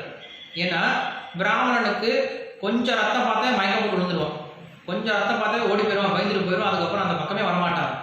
ஏன்னா பிராமணன் அப்படி பயந்த சுபாவம் உடையும். அவனோட ரத்தம் பார்க்கறது ரொம்ப கஷ்டம். அவனோட ரத்தத்தை பார்க்கறது ரொம்ப ரொம்ப பயமான, அவனுக்கு வந்து அந்த சகிப்புத்தன்மையில இருக்காது. உடனே கத்த ஆரம்பிச்சிடும், அழுக ஆரம்பிச்சிடும். ஸோ அங்கே பரசுராமர் கேட்குறாரு, நீ வந்து உன்னை பார்த்தா பிராமணனுடைய குணமாக தெரியல, இவ்வளோ சகிப்புத்தன்மை உனக்கு இருக்கு, இவ்வளோ வலியை பொறுத்துட்டு இருக்க, நீ யார் சொல்லு, உண்மையை சொல்லு அப்படின்னு கேட்குறாரு. சொன்ன உடனே பரசுராமர் சொல்லிட்டேன், நான் வந்து இந்த மாதிரி சாரதியனுடைய பையன்தான் அப்படின்னு சொல்லிட்டேன். சொன்ன பின்னாடி சரி, நீ என்கிட்ட ஏமாற்றி கற்றுக்கிட்ட, எப்படி கற்றுக்கிட்ட விஷயம் உங்ககிட்ட கற்றுக்கிட்ட, ஆனால் நீ என்கிட்ட ஏமாற்றி கற்றுக்கிட்ட, அதனால உனக்கு எப்போ தேவையோ அந்த சமயத்தில் நான் சொல்லிக் கொடுத்த வித்தியை உனக்கு மறந்து போயிடும் அப்படின்னு சொல்லிட்டேன். ஏன்னா நம்ம இந்த விஷயத்தை இங்கே என்ன புரிஞ்சுக்கிறோம் அப்படின்னா, நம்ம குரு கிட்ட எவ்வளோதான் கற்றுக்கிட்டாலும் அந்த குரு மேலே பக்தி இல்லை, அந்த குருவை நம்ம ஏமாத்திட்டோம் அப்படின்னா, அந்த குரு திருப்தி அடையலை அப்படின்னா நமக்கு அந்த வித்தியை பிரயோஜனம் எல்லாம் போயிடும். இதுவே குருவை திருப்திப்படுத்திட்டோம் அப்படின்னா இது நம்ம கிருஷ்ணலீலையும் பார்க்குறோம். கிருஷ்ணலீல கிருஷ்ணர் போய் சாந்தி முனிவர் கிட்ட போய் இவங்க கற்றுக்கிட்டார். கற்றுக்கிட்டு 64 நாள் கற்று முடிச்சுட்டு அதுக்கப்புறம் சாந்தி முனிவர் கிட்ட வந்து உனக்கு என்ன வரணும்னு சொல்லி கேட்கும்போது, என்னுடைய பையன் 16 வருஷத்துக்கு முன்னாடி இறந்து போயிட்டான், எங்கள் பையனை கூட்டிட்டு வான்னு சொல்லி சொல்கிறாரு. கிருஷ்ணன் என்ன பண்ணுறாரு, சாந்தி முனிவருடைய பையனை 16 வருஷத்துக்கு முன்னாடி இறந்து போன பையனை கூட்டு வந்து நிறுத்திட்டார். நிறுத்தப்படி குரு கிட்ட வந்து சொல்கிறார் கிருஷ்ணன், சுவாமி நான் வந்து ஒழுங்காக படிக்கல குருகுலத்தில், நீ குருகுலத்தை சொன்ன இடத்துல நான் வந்து பசுமாட்டை பார்த்துக்கிறது அங்கே, ஏன்னா என்னோட வேலையை அதுதான், நான் வந்து சின்ன வயசுலேருந்து பசுமாடையே பார்த்துட்டு இருந்துட்டேன். அதனால் குருகுலத்துக்கு வந்து என்ன பண்ணிட்டேன், அங்கே போய் பசுமாடு கண்ணுக்குட்டியோட விளையாடுறது, பால் பீச்சுறது, அப்புறம் குரு மாதாக்கு வந்து உதவி பண்ணுறது, இதே பண்ணிட்டு இருந்துட்டேன். எனக்கு ஒன்றும் படிக்கவே தெரில, நான் ஒழுங்கு ஏதோ நீங்கள் ஏதோ பாஸ் பண்ணி போட்டிங்க, எனக்கு பாஸ் மார்க் போட்டிங்க, எனக்கு ஒரு சின்ன வரம் மட்டும் கொடுங்க அப்படின்னு சொல்லி கிருஷ்ணா கேட்குறாரு. சாந்தி பண்ணி யோசிக்கிறாரு, 16 வருஷத்துக்கு முன்னாடி இறந்து போன பையனை கொண்டு வந்து கொடுத்துட்டு தன்னை பகவான் நிரூபிச்சுட்டு நீ வந்து என்கிட்ட வரம் கேட்குறியா, சரி கேளு அப்படின்னு சொல்லி கேட்குறாரு. நான் படித்த விஷயம் எனக்கு என்றைக்கும் மறந்து போகாமல் இருக்கும், அந்த ஆசீர்வாதம் மட்டும் கொடுங்கன்னு சொல்லி கிருஷ்ணன் கேட்குறாரு. ஸோ கிருஷ்ணருக்கு ஒரு ஆசீர்வாதம் கொடுக்குறாரு சாந்தி பண்ணி. ஸோ என்ன சொல்ல வரேன்னா, இங்கே என்ன புரிஞ்சுக்கணும் அப்படின்னா, அந்த இடத்துல ஒன்றுமே படிக்கலை அப்படின்னாலும் குரு ஆசீர்வாதம் இருந்துச்சுன்னா நமக்கு என்ன ஞானம் வேணுமோ தானாக வந்து சேர்ந்துடும். அப்படி இல்லாமல் நம்ம எவ்வளவுதான் படிச்சிருந்தாலும் குருவனுடைய ஆசீர்வாதம் இல்லை அப்படின்னா நம்ம படித்த விஷயம் எல்லாம் வீணாக போயிடும். ஆனால் இன்றைக்கி நமக்கு சொல்லி பிரயோஜனம் கிடையாது. காரணம் என்னது, இன்றைக்கி யாரையும் நம்ம குரு சிஷ்யர்களாக பார்க்குறதே கிடையாது. ஸ்கூலுக்கு போனோம் அப்படின்னா யாரையும் நம்ம குருவாக பார்க்குறது கிடையாது, அவங்களும் நம்மளை யார் சிஷ்யர்களாக பார்க்குறது கிடையாது. பணம் கொடுத்துட்டேன், எனக்கு சொல்லிக் கொடு, என்னோட வேலைக்காரன் நான் வச்சு எனக்கு வச்ச நீ டியூஷன் டீச்சர் அவ்வளோதான் நீ அப்படின்னு இவன் பசங்க பார்க்குறாங்க. அவங்க நினைக்கிறாங்க நான் சம்பளம் வாங்குறேன், என்னோட வேலை சொல்லி கொடுத்துட்டு போய் நீ படித்தா படி, படிக்கலாம் போ அப்படின்னு சொல்லிட்டு அவங்க கடமைக்கு சொல்லிட்டு போயிடுறாங்க. ஸோ இதுக்கு பேர் குரு சிஷ்ய பாவம் கிடையாது. இப்படி இருந்துச்சுன்னா ஒரு ஞானம் உள்ளே போகிறது கிடையாது. அதே போல் அவங்க படிக்கிற விஷயம் ஞானமும் கிடையாது. இன்றைக்கி நம்ம படிக்கக்கூடிய விஷயம் எதுவுமே ஞானம் கிடையாது. ஏன்னா இந்த விஷயங்கள் எதுவுமே நம்மளுக்கு ஆத்மாவை பற்றியோ கடவுளை பற்றியோ இல்லை ஆன்மீகத்தை பற்றியோ இல்லை நம்ம இந்த உலகத்தை விட்டு போகக்கூடிய அந்த மோட்சத்தை பற்றியோ இல்லை உலகத்தினுடைய இந்த உலகோடு இருக்கக்கூடிய கவலையை இந்த உண்மையான துன்பத்தை பற்றி நம்மளுக்கு எதுவும் சொல்லிக் கொடுக்கறது கிடையாது. இந்த ஞானமானது எதுக்குமே பிரயோஜனம் இல்லாமல் போயிட்டு இருக்கான். என்ன பண்ணுறான், அதுக்கு எவ்வளோ வேணால் டைம் ஸ்பெண்ட் பண்ணுறான். ஸ்கூலுக்கு பணம் ஸ்பெண்ட் பண்ணுறோம், டைம் ஸ்பெண்ட் பண்ணுறோம், எனர்ஜி ஸ்பெண்ட் பண்ணுறோம், எல்லாம் ஸ்பெண்ட் பண்ணுறோம். கடைசியில் என்ன பிரயோஜனம் அப்படின்னா ஒன்றுமே கிடையாது. கடைசிக்கு என்ன கற்றுட்டு வரோம் ஸ்கூல்லேருந்து அப்படின்னா ஒரு சர்டிஃபிகேட் கொண்டு வரும். சர்டிஃபிகேட் வச்சு என்ன பண்ணுறது, அவனுடைய இதயத்தில் ஏதாவது சேஞ்ச் இருக்கா, உண்மையில் அவனுக்கு ஏதாவது அண்டர்ஸ்டாண்டிங் இருக்கா அப்படின்னா கிடையாது. எவ்வளோ படித்த பின்னாடி அவனுக்கு நாலேஜ் வந்திருக்கான்னு நாலேஜும் வர்றது கிடையாது. என்ன பண்ணுறோம், டைம் அவ்வளோ வேஸ்ட் பண்ணுறோம் இன்றைக்கி எஜுகேஷன் அப்படின்ற பேரில். ஏன்னா எல்லாருக்கும் அந்த ஒரு ஞானம் இருக்குது, படிக்கணும், மனிதனாக பிறந்தா என்ன பண்ணணும், அவனுக்கு கல்வி அவசியம்னு நினைக்கிறாங்க. ஆனால் எது கல்வின்னு தெரியறது கிடையாது. உண்மையான கல்வின்னு எதுவும் தெரியலையே. இன்னைக்கு கல்வின்ற பேர் என்ன பண்ணுறோம், ஸ்கூல் புக் எடுத்து பாருங்க, பிரயோஜனமே இல்லாமல் நிறைய சப்ஜெக்ட்ஸ் படிச்சுட்டு இருக்காங்க, பிரயோஜனமே இல்லாத விஷயத்தை படிச்சுட்டு இருக்காங்க. முதல்ல நம்ம இந்தியாவை பற்றி, நம்மளுடைய கலாச்சாரத்தை பற்றி, நம்மளுடைய வரலாறை பற்றி, நம்மளை பற்றி யாரும் படிக்கிறது கிடையாது. என்ன பண்ணுறோம், தேவையில்லாமல் நிறைய சப்ஜெக்ட்ஸ் படிச்சுட்டு இருக்காங்க. எனவே அது நம்ம போக தேவையில்லை. அது நம்முடைய கல்வி முறையில் மாற்றம் தேவைப்படுது அப்படின்னு சொல்லிட்டு எல்லாம் சொல்லிட்டு தான் இருக்காங்க. ஆனால் அது யாரும் பண்ண போகிறது கிடையாது. ஸோ அப்படி அங்கே என்ன சொல்லிட்டார் அவர், நீ வந்து குருவை ஏமாத்தினதால உனக்கு வந்து உன்னுடைய வித்தியை மறந்து போயிடும்னு சொல்லி சொல்கிறார். ஸோ குருவை நம்ம எப்போ திருப்தி பண்ணுறோமோ அப்போ நம்மளுக்கு தேவையான வித்தியை நம்மளுக்கு வந்து சேரும். குருவை திருப்தி பண்ணாத போது நம்மக்கிட்ட இருக்கக்கூடிய வித்தியும் நம்மளை மறந்து போயிடும் அப்படிங்கிறது அர்த்தம். ஸோ அப்படி இருந்தாலும் என்ன பண்ணுறான், பெரிய வீரனாக இருக்கிறதுனால அவங்க வந்து சவால் விடுறான், எனக்கு ஈக்குவலாக யார் இருக்காங்க சண்டை போடுறதுக்கு அப்படின்னு சொல்லி சத்தம் போடுறாங்க. அங்கே வந்து கர்ணன். ஸோ சத்தம் போடும்போது எல்லாரும் பார்க்குறாங்க, ஆச்சரியம் பார்க்குறாங்க. ஈவன் அர்ஜுனன் கூட பார்க்குறான். அர்ஜுனன் கூட ஓரளவுக்கு பயந்துட்டான்னு வச்சுக்கோங்க, பயந்துட்டான். ஏன்னா அவனுடைய பராக்கிரமம், அவனுடைய உடல் தேஜஸ், ஏன்னா சூரியனுடைய புத்திரன் இல்லையா, சூரியன் எப்படி பிரகாசமாக இருப்பான்னு அவ்வளோ பிரகாசமாக இருக்கான் அந்த பிரகாசத்தோட. ஆனால் அப்படிப்பட்ட சூரியனுடைய அவதாரமாக இருந்து அவன் ஏன் துரியோதனன் கிட்ட போய் சேர்ந்தான், அதுதான் காலம். நான் மகாபாரதம் சொன்னேன் இல்லையா, மகாபாரதமே என்னது, கலிக்கும் இந்த தர்மத்துக்கும் நடக்கக்கூடிய யுத்தம் தான். தர்மம்ன்றது யுதிஷ்டிரன், கலி அப்படிங்கிறது துரியோதனன். ஸோ இவங்க ரெண்டு பேரும் நடக்கக்கூடிய யுத்தம் தான் மகாபாரதம். இந்த கலியும் அப்படிதான். இந்த கலியுகத்தில் என்ன நடந்துட்டு இருக்கும், எப்பயும் சண்டை நடந்துகிட்டே இருக்கு. என்ன சண்டை, தர்மத்துக்கும் அதர்மத்துக்கும் சண்டை நடந்துகிட்டே இருக்கு. ஸோ எல்லா தேவர்களும் தர்மத்துக்கு பக்கத்தில் போயிட்டாங்க. ஆனால் இந்த கலியுகத்தில் மட்டும் இருக்கக்கூடிய ஒரே ஒரு தெய்வம் என்னது, இந்த கலியுகத்து பக்கத்தில் வந்த தெய்வம் என்னது, சூரியன். சூரியன் வந்து எங்கேயும் போக முடியாது. சூரியன் வந்து என்ன பண்ணியும், கலியுகத்துலேயும் வந்தாலும். ஸோ என்ன பண்ணுறாரு, கலியுகத்து பக்கத்தில் அவர் வர வேண்டியது போயிடுச்சு சூரியன், கர்ணன். ஸோ அப்படி வந்து இங்கே நிற்கிறான். நின்ன பின்னாடி அவன் வந்து சவால் விட்டு கூப்பிட்றான், வானொலி கூப்பிட்றான். கூப்பிடும்போது துரோணாச்சாரியை பார்க்குறாரு. பார்த்துட்டு ஏன்னா துரோணாச்சாரியை யோசிச்சு பார்க்குறாரு, இவன் கிட்ட சண்டைக்கு அனுப்பலாமா, ஏன்னா இவன் எங்கேருந்து படிச்சுட்டு வந்திருக்கான், பரசுராமர்கிட்ட படிச்சுட்டு வந்திருக்கான். உண்மையில இவன் என்ன படிச்சுட்டு வந்திருக்கான்னு தெரியல. இவன் படித்தது நம்ம சொல்லி கொடுத்த விஷயத்தோட அதிகமாக இருக்குமான்னு தெரியல. அதனால் இவன் எப்படி இவங்கிட்ட சண்டை அனுப்புறது? ஏன்னா சண்டை அப்படிங்கிற எப்படி இருக்கணும், ஈக்குவலாக இருக்கணும். ஈக்குவலாக யார் படிச்சிருக்காங்களோ, ஒரே சப்ஜெக்டை படிச்சிருக்காங்களோ அவங்களுக்குலாம் என்ன பண்ணலாம், அங்கே போட்டி கொடுக்கலாம். ஃபார் எக்ஸாம்பிள் இப்போ 10th அப்படின்னா 10th படித்தவனே இன்னொரு 10th படிச்சவனே என்ன பண்ணலாம், அங்கே வந்து காம்படிஷன் கொடுக்கலாம். ஒரு 10th படித்தவனையும் இல்லை வந்து ஒரு MSc படித்தவனே வந்து காம்படிஷன் கொடுத்தோம் அப்படின்னா அது ஈக்குவலான காம்படிஷனாக இருக்காது இல்லையா? ஒரு சம ஏஜ் இருக்கணும், இல்லை சம கல்வி தகுதி இருக்கணும். அப்படி பண்ணணும் நம்ம என்ன பண்ணலாம், அங்கே போட்டி அப்படிங்கிறது இருக்கும். சம கல்வி சமமே இல்லாமல் நம்ம போட்டி கொடுத்தோம் அப்படின்னா அங்கே வந்து ஈக்குவலான இது இருக்காது, காம்படிஷன் இருக்காது. அதனால் துரோணாச்சாரியர் கொஞ்சம் யோசிச்சார். அவர் வந்து பயப்படல, கொஞ்சம் யோசிச்சார். இந்த கர்ணனுக்கு எவ்வளோ படிச்சுட்டு வந்திருக்கான், ஏன்னா நம்ம குரு கிட்ட இருந்து படிச்சுட்டு வந்திருக்கான், பரசுராமர் இருந்து படிச்சுட்டு வந்திருக்கான். இவன் எவ்வளோ படிச்சுட்டு வந்திருக்கான், இவனுடைய குணங்கள், இவனுடைய அஸ்திரசாஸ்திரம் இவனுக்கு எவ்வளோ தெரியும், அர்ஜுனனுக்கு நம்ம எவ்வளோ சொல்லி கொடுத்து நம்மளுக்கு தெரியும். ஸோ இவன் வந்து திடீர்னு வந்து இங்கே சண்டை போட ஆரம்பிச்சு அர்ஜுனனை தோக்கடிச்சிட்டானா என்ன பண்ணுறது அப்படின்னு சொல்லி அவர் இதெல்லாம் யோசிக்கிறார். அவர் யோசிச்சது தப்பு கிடையாது. ஏன்னா குரு அப்படின்ற ஸ்தானத்தில் அவர் முதல்ல இந்த மாதிரி யோசிக்கணும். ஏன்னா அங்கே ஈக்குவலாக இருக்கணும், ஃபைட் அப்படிங்கிறது ஈக்குவலாக இருக்கணும், காம்படிஷன் அப்படிங்கிறது ஈக்குவல் பீப்புள் கிட்ட இருக்கணுமே தவிர உயர்ந்த நபர் கிட்ட இருக்கக்கூடாது. அதனால் அவர் என்ன சொல்கிறார், அவர் வந்து எந்திரிச்சு சொல்லிட்டாரு, இந்த மாதிரி எங்களுடைய அர்ஜுனன் வந்து ஒன்லி க்ஷத்திரியர் கூட சண்டை போடுவான், அரசகுமாரன் கிட்ட சண்டை போடுவோமே தவிர உன்ன மாதிரி தேரோட்டி கிட்ட சண்டை போட மாட்டோம் அப்படின்னு சொல்லிட்டார். ஒவ்வொரு முறையும் இந்த கர்ணனை நீ தேரோட்டியோட மகன் அப்படின்னு சொல்லும் பொழுது உண்மையில அவனை குத்தி இருக்கணும். ஆனால் குத்தலையும் அவனுக்கு. அதே போல கர்ணனுக்கு நல்லாவே தெரியும், என்ன தெரியும், நான் குந்தியினுடைய மகன் தான் அப்படின்னு தெரியுமா. அப்படி தெரிஞ்சிருந்தும் ஒரு முறை கூட கர்ணன் என்ன பண்ணல, வெளில சொல்லவே கிடையாது. ஒவ்வொரு முறையும் அவன் வந்து அவமானப்படுத்துவான் கர்ணன் வந்து நீ தேரோட்டிய மகன் ஒவ்வொரு முறையும் அவமானப்படுத்துவாங்க. அப்படி ஒவ்வொரு முறை அவமானப்படுத்தும் பொழுதும் கர்ணன் வந்து ஒரு நாள் கூட சொன்னது கிடையாது, நான் குந்தியனுடைய மகன் தான், நான் தேரோட்டிய மகன் கிடையாதுன்னு சொல்லி என்ன பண்ணிருக்கலாம், அவன் உண்மையை போட்டு உடைச்சிருக்கலாம். ஆனால் உண்மையை போட்டு உடைக்கல. ஏன், நம்ம அம்மாவுக்கு அவமானம் வந்துடும். அம்மா வேணாம்னு சொல்லி சொன்னதுனால நம்ம அதை செய்யக்கூடாதுன்னு சொல்லிட்டு அம்மாவுக்கு மரியாதை கொடுக்கலாம் என்ன பண்ணல, அதை செய்யவே இல்லாமல்.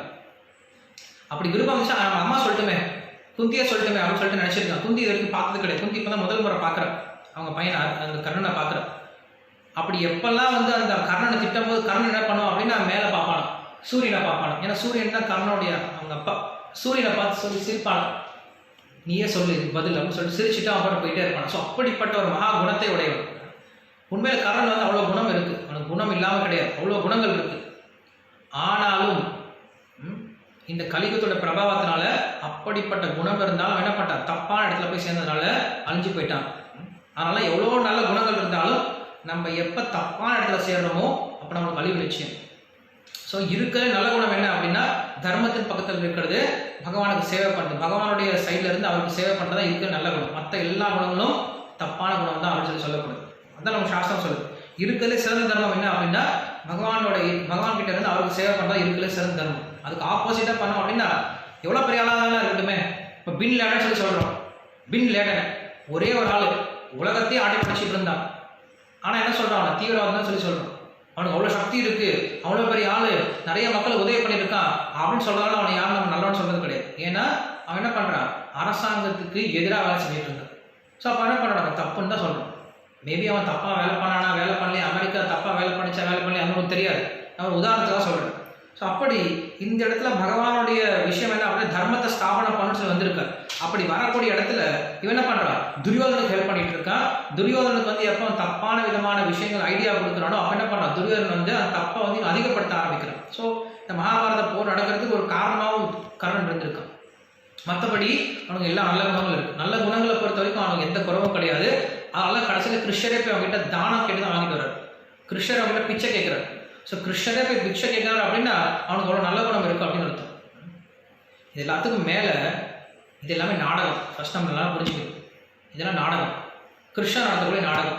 ஸோ நாடகத்தில் ஒருத்தன் இறந்து போகிறான் அப்படின்னா ஐயோ இறந்து போயிடாங்க, ஐயோ சாவடிச்சிட்டாங்க, ஐயோ அவனை சாவடிச்சிட்டாங்க அப்படின்னு சொல்லிட்டு நம்ம வந்து உணர்ச்சி வசப்படக்கூடாது.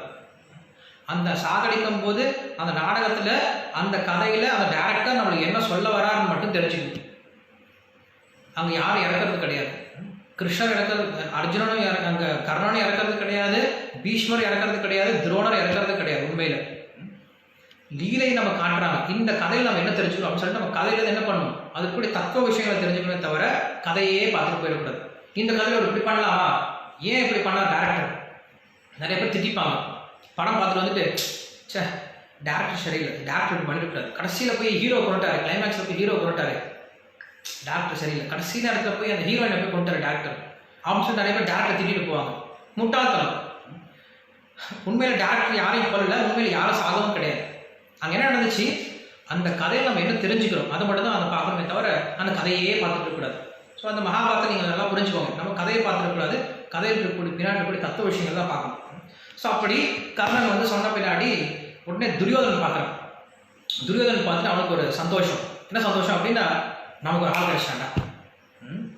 நம்ம இது வரைக்கும் நினச்சிட்டு இருந்தோம் நானும் ஃபெயிலு, நம்ம கிட்ட போய் 99 ஃபெயிலு, என்ன பண்ணுறது, இந்த 5 பேர் நம்மளை சாப்பிட்டு முழிக்கிறவாங்க பாலுக்கு நான் பயந்துட்டே இருந்தேன்.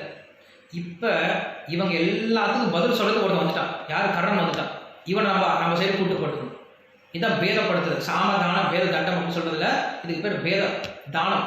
என்ன பண்றான், உடனடியா யோசிக்காம என்ன பண்றான், எந்திரிச்சுட்டா துரியோதனன் எந்திரிச்சுட்டு இன்னையிலிருந்து இந்த அர்ஜுனனை நான் வந்து ராஜாவை மாத்துறேன், அங்க தேசத்துக்கு ராஜாவை மாத்திடுறேன் அப்படின்னு சொல்லிட்டு அங்க தேசத்துக்கு ராஜாவை மாத்திட்டான். அங்க கேள்வி கேட்கவே கிடையாது. கேள்வியே கேட்காம அங்க தேசம் என்ன பண்ணிட்டான், ராஜாவை மாத்திட்டான் கர்ணன். ராஜா மாத்தபடி இப்ப ராஜா ஆயிட்டான் இல்லையா, இப்ப என்ன பண்ணலாம், கர்ணன் சண்டை போடலாம் அப்படின்னு சொல்லிட்டு அங்க துரியோதனன் சொல்றான். துரியோதனன் நம்ம நினைக்கிறோம் அவனுக்கு புத்தி இல்லைன்ட்டு, நல்ல புத்திசாலி. எந்த சமயத்துல யாரை எந்த பக்கம் இருக்குன்னு நல்லா தெரியும் அவனுக்கு. என்ன பண்ணிட்டான், கரெக்டாக காய் நகர்த்திட்டு கர்ணனை மெதுவாக தன்னுடைய பக்கத்தில் இழுத்துட்டான். அவன் பண்ண ஒரே ஒரு விஷயம், இந்த ஒரு விஷயம் தான், இந்த நல்ல விஷயம் பண்ணியிருக்கான் துரியோதனன்.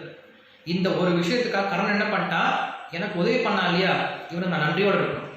துரியோதனன் தப்பே பண்ணாலும், துரியோதனன் பண்ணுறது அநியாயமாகவே இருந்தாலும் அவன் எனக்கு உதவி பண்ணான், சமயத்தில் உதவி பண்ணான், அதனால நான் அந்த உதவியை மறக்கக்கூடாதுன்னு சொல்லிட்டு என்ன பண்ணுறான், அந்த உதவிக்காக தன்னுடைய உயிரையே கொடுக்க தயாராக இருக்கான், தன்னுடைய குடும்பத்தை எதிர்க்க தயாராக இருக்கான். எதுக்காக, அவனுடைய உதவி நன்றி கடன் அப்படிங்கிறது. ஸோ இதை நம்ம தெரிஞ்சுக்கணும். நன்றி கடன் எப்படி இருக்கணும்னு தெரிஞ்சுக்கணும்.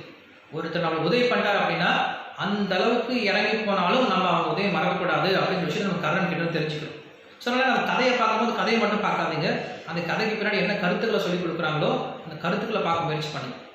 நான் இன்னைக்கு வந்து ஆக்சுவலாக உங்களுக்கு ரொம்ப முன்னாடி போயிட்டேன். இன்னும் கொஞ்சம் முன்னாடி நிறைய கொஞ்சம் துரோணாச்சாரியோடைய குருகுலத்தில் அவங்க படித்த அந்த கதையெல்லாம் இருக்குது, அவங்க எப்படிலாம் படித்தாங்க, இன்னும் என்ன விஷயம்லாம் கற்றுக்கிட்டாங்க அப்படின்ட்டு நான் இதோட முடிச்சுக்கிறேன். இப்போ 8:20 போயிடுச்சு. இப்போ யாருக்காவது கொஸ்டின்ஸ் இருந்துச்சோ இல்லை கமெண்ட்ஸ் இருந்துச்சோ நம்ம கேட்கலாம். இது செஞ்சு யாரும் வெளில போயிடாதீங்க, ஒரு 5 மினிட்ஸ் தான். கொஞ்சம் எல்லாரும் யாரெல்லாம் இருக்கீங்க, ப்ரெசென்ட் இருக்கீங்கன்னு சொல்லி கொஞ்சம் காட்டிட்டு உங்களுக்கு ஏதாவது கொஸ்டின் இருந்தால் கேளுங்க. ஏதாவது கொஸ்டின்ஸ் இருந்து ஜஸ்ட் ஹேண்ட் ரைஸ் பண்ணுங்கள், சிம்பிள் மட்டும் ரைஸ் பண்ணுங்கள். ஏதாவது கொஸ்டின் இருந்தால் கேட்கலாம். ஓகே, சூப்பர் அப்படின்னு சிம்பிள் காட்டாரு மணிங்க சாமி. ஓகே, இப்போ நீங்கள் கை இப்படி காட்டிருக்கீங்களா, கொஸ்டினுக்காகவா இல்லை ஜஸ்ட் ப்ரெசென்ட் காட்டுறதுக்காகவா?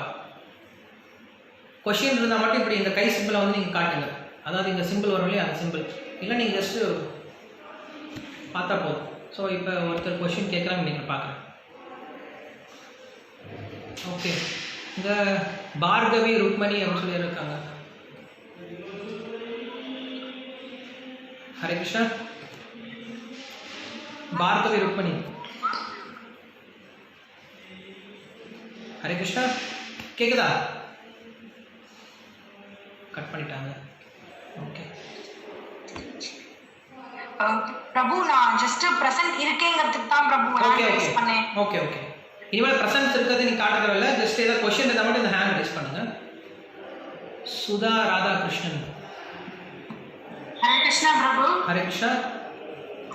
இப்போ துரோணாச்சாரிய கிருஷ்ணர் வந்து லாஸ்ட்ல கர்ணன்கிட்ட வந்து புண்ணியத்தை எல்லாம் என்கிட்ட கொடு அப்படின்னு தானமா கேட்கிறாருல பிரபு, அது எதுக்காக பிரபு அப்படி கேட்கிறாரு கடைசியில?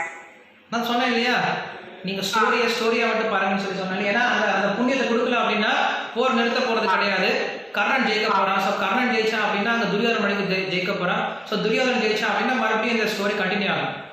ஸோ கிருஷ்ணர் வந்து நோக்கமே என்னது, இந்த உலகத்தில் இருக்கக்கூடிய தேவையில்லாத வெயிட் எல்லாத்தையும் குறைச்சிட்டு தர்மத்தை நிலைநாட்டுறதுக்காக தான் வராரு. ஸோ அப்படி வரும்போது ஒரு சில விஷயம் இப்படி செய்ய வேண்டியது இருக்கும். இது வந்து நம்ம அப்படி இருந்தாலும் கிருஷ்ணருக்கு வந்து கர்ணன் மேலே அவ்வளோ மதிப்பு இருக்குது, மதிப்பு இல்லாமல் கிடையாது. ஒரு சில சமயம் ஒரு சில விஷயங்களை முடிவு பண்ணுறதுக்கு ஒரு சில கடுமையான நடவடிக்கைகள் எடுக்க வேண்டியிருக்கும். ஆனால் கிருஷ்ணருக்கு என்றைக்குமே கர்ணன் மேலே அவ்வளோ மதிப்பு மரியாதை இருக்குது. மதிமரியாதை இருந்தாலும் அவன் வந்து பக்தன் கிடையாது. அவன்கிட்ட நல்ல குணம் இருக்கலாம், நல்ல குணம் இருந்தால் மட்டும் அது பக்தனா மாத்திராது. ஒருத்தர் நல்ல குணம் இருக்கிறது மட்டும் பார்த்தா அவனுக்கு இருக்கக்கூடிய மிக முக்கியமான நல்ல குணம் என்னவா இருக்கணும் அப்படின்னா பகவானுடைய பக்தனா இருக்கும். அப்படி இல்லைன்னா அவனுக்கு நல்ல குணம் எதுவும் பிரயோஜனம் இல்லாமல் போயிடும். அவனுக்கு இருக்கக்கூடிய நல்ல குணமானது வெறுமனே சத்த பணத்துக்கு அலங்காரம் பண்ண மாதிரி. சத்த பணத்துக்கு நீங்கள் எவ்வளோ அலங்காரம் பண்ணிக்கலாம், பட் அதனால யாருக்கும் பிரயோஜனம் கிடையாது. ஸோ அதே மாதிரி ஒருத்தன் பக்தன் இல்லை அப்படின்னா அவனுக்கு எவ்வளோ நல்ல குணம் இருந்தாலும் இட் இஸ் ஜஸ்ட் 0 அப்படின்னு சொல்லி சொல்கிறார். அவ்வளோதான், அதை நமக்கு தெரிஞ்சு. ஹரே கிருஷ்ணா. நிஷா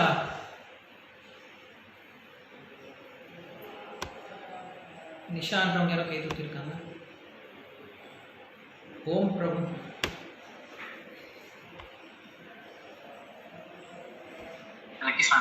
ஹரே கிருஷ்ணா.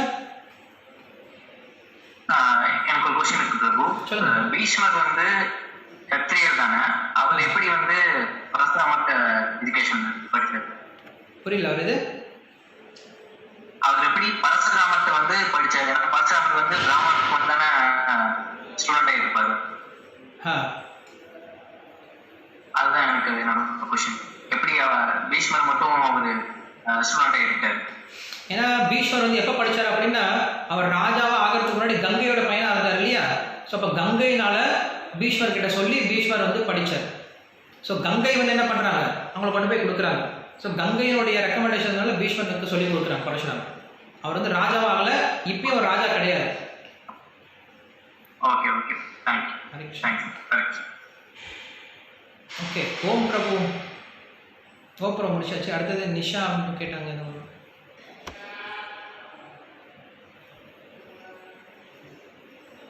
நிஷா இல்லையா? ஓகே, வேற ஏதாவது கொஸ்டின்ஸ் இருக்கா? இல்லை இல்லையா? ஓகே. இன்னைக்கு புதுசா இருக்கா செந்தில்குமார்? இருக்கா? ஓகே, சொல்லுங்க. இல்ல பிரபு, இப்ப வந்து பாண்டவர்கள் 5 பேர்ல வந்து ஒரு துரியோதனன் மிகப்பெரிய குரு. அவங்க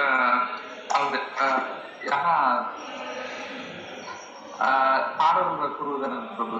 பாண்டவர்கள். ஹலோ ஹலோ கேக்குது, சொல்லுங்க.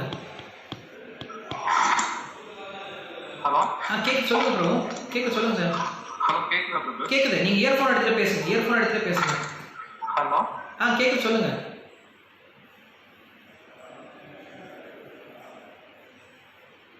சொல்லுங்க, கேக்குது. Okay, 1 second. சொல்லுங்க, கேக்குது. பிரபு, இவங்க பாண்டவர்கள் 5 பேருக்குமே எல்லாருக்குமே சொல்லி கொடுத்துட்டு இருக்காரு. ஒரு குரு வந்து ஒரு நல்ல குரு சொல்லி கொடுக்கும் போது எல்லாருமே அந்த வித்தையில வந்து சிறந்தவங்களா வர வாய்ப்பு இருக்குல்ல? எல்லாரும் சிறந்த ஒரு வாய்ப்பு இருக்கு. பட் பெஸ்ட் ஸ்டூடண்ட்ஸ் இருக்காங்க இல்லையா? பெஸ்ட் ஸ்டூடண்ட்ஸ் பெஸ்டா இருப்பாங்க. மட்டும் சிறந்த ஏன்னா அர்ஜுனுக்கு அந்த திறமை இருந்துச்சு. என்ன பிரபு? அர்ஜுனுக்கு அந்த திறமை தானாவே இருந்துச்சு, இயற்கையான திறமை இருந்துச்சு. எல்லாத்தையும் நம்ம ஒரே மாதிரி பார்க்க முடியாது இல்லையா? தேங்காய் எல்லாமே ஒரே மாதிரி இருந்தாலும் வித்தியாசப்படுது. மாம்பழம் எல்லாமே ஒரே மாதிரி இருந்தாலும் ஒரு மாம்பழம் டேஸ்ட்டாக இருக்குது, இல்லை மாம்பழம் டேஸ்ட் இல்லாமல் இருக்குது. ஸோ அப்படி எல்லாமே ஒரே குளத்தில் பிறந்தாலும் ஒரு சிலருக்கு திறமை அதிகமாக இருக்கும். அந்த திறமையை அவர் வந்து அதிகப்படுத்தி காட்டார். அவ்வளோ. அது மட்டும் இல்லை, அவர் நல்லா தெரியும் இந்த அர்ஜுனனால தான் இந்த மகாபாரத போர் நடக்கணும் அப்படிங்கிறது தெரியும். இதுல வந்து விண்பித்தை மட்டும்தான் அந்த குருகுலத்துல சொல்லி கொடுப்பாங்களா பிரபு? இல்ல, நிறைய விஷயங்கள் அங்க வந்து கதை இருக்கு, எல்லாம் சொல்லி கொடுக்குறாங்க. கதையில பார்த்தோம் அப்படின்னா வந்து கதையை வந்து அதுக்கப்புறம் துரியோதனன் போய் பலராமன் கிட்ட போய் கத்துக்கிறான். பலராமன் சொல்லி கொடுக்குறான் கதை துரியோதனனுக்கு.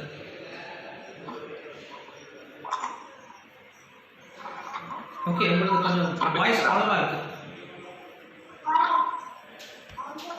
ஓகே, வேற ஏதாவது கொஸ்டின் இருக்கா? ஹலோ.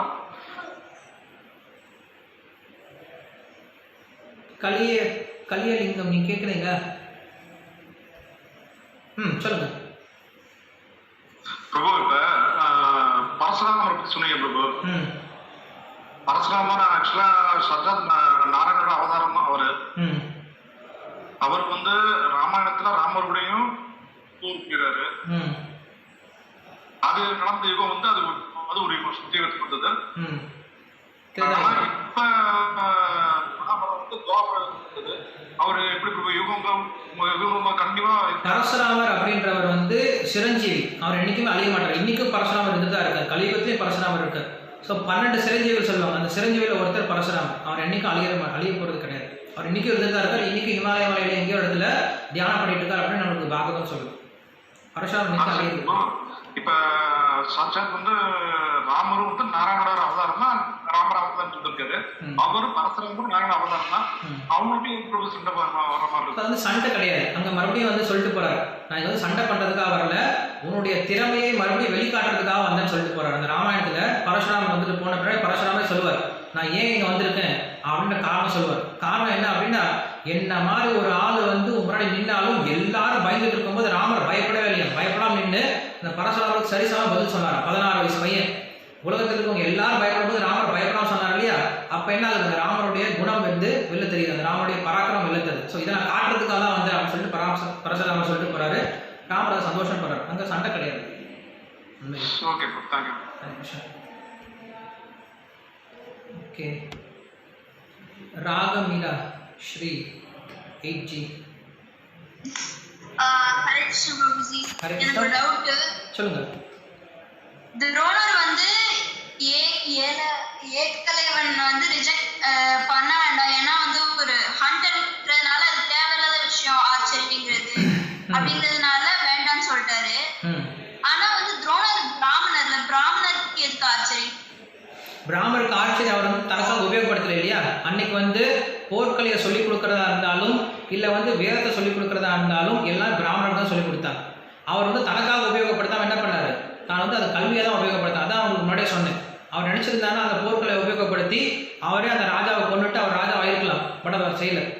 பிராமணராக இருந்தாலும் அந்த போர்க்களை கற்றுக்கிட்டாலும் தனக்காக உபயோகப்படுத்தாம அது வந்து என்ன பண்ண, தர்மத்துக்காக உபயோகப்படுத்தினார். ஸோ அது வந்து அவருடைய வேலை. அவர் வந்து கற்றுக்கிட்டது தனக்காக கற்றுக்கல, தன்னுடைய சுயலாபத்துக்காக கற்றுக்கல. அது வந்து சர்வீஸ், அவங்களுடைய பிறப்பினுடைய முக்கியமான நோக்கமே அவங்க சொல்லிக் கொடுக்கறதுக்கு தான், அதுக்கு தான் கற்றுக்கிட்டார் அவர். Hare Krishna, thank you Prabhu. Hare Krishna. Okay, thank you. Hare Krishna, நாளைக்கு பார்க்கலாம்.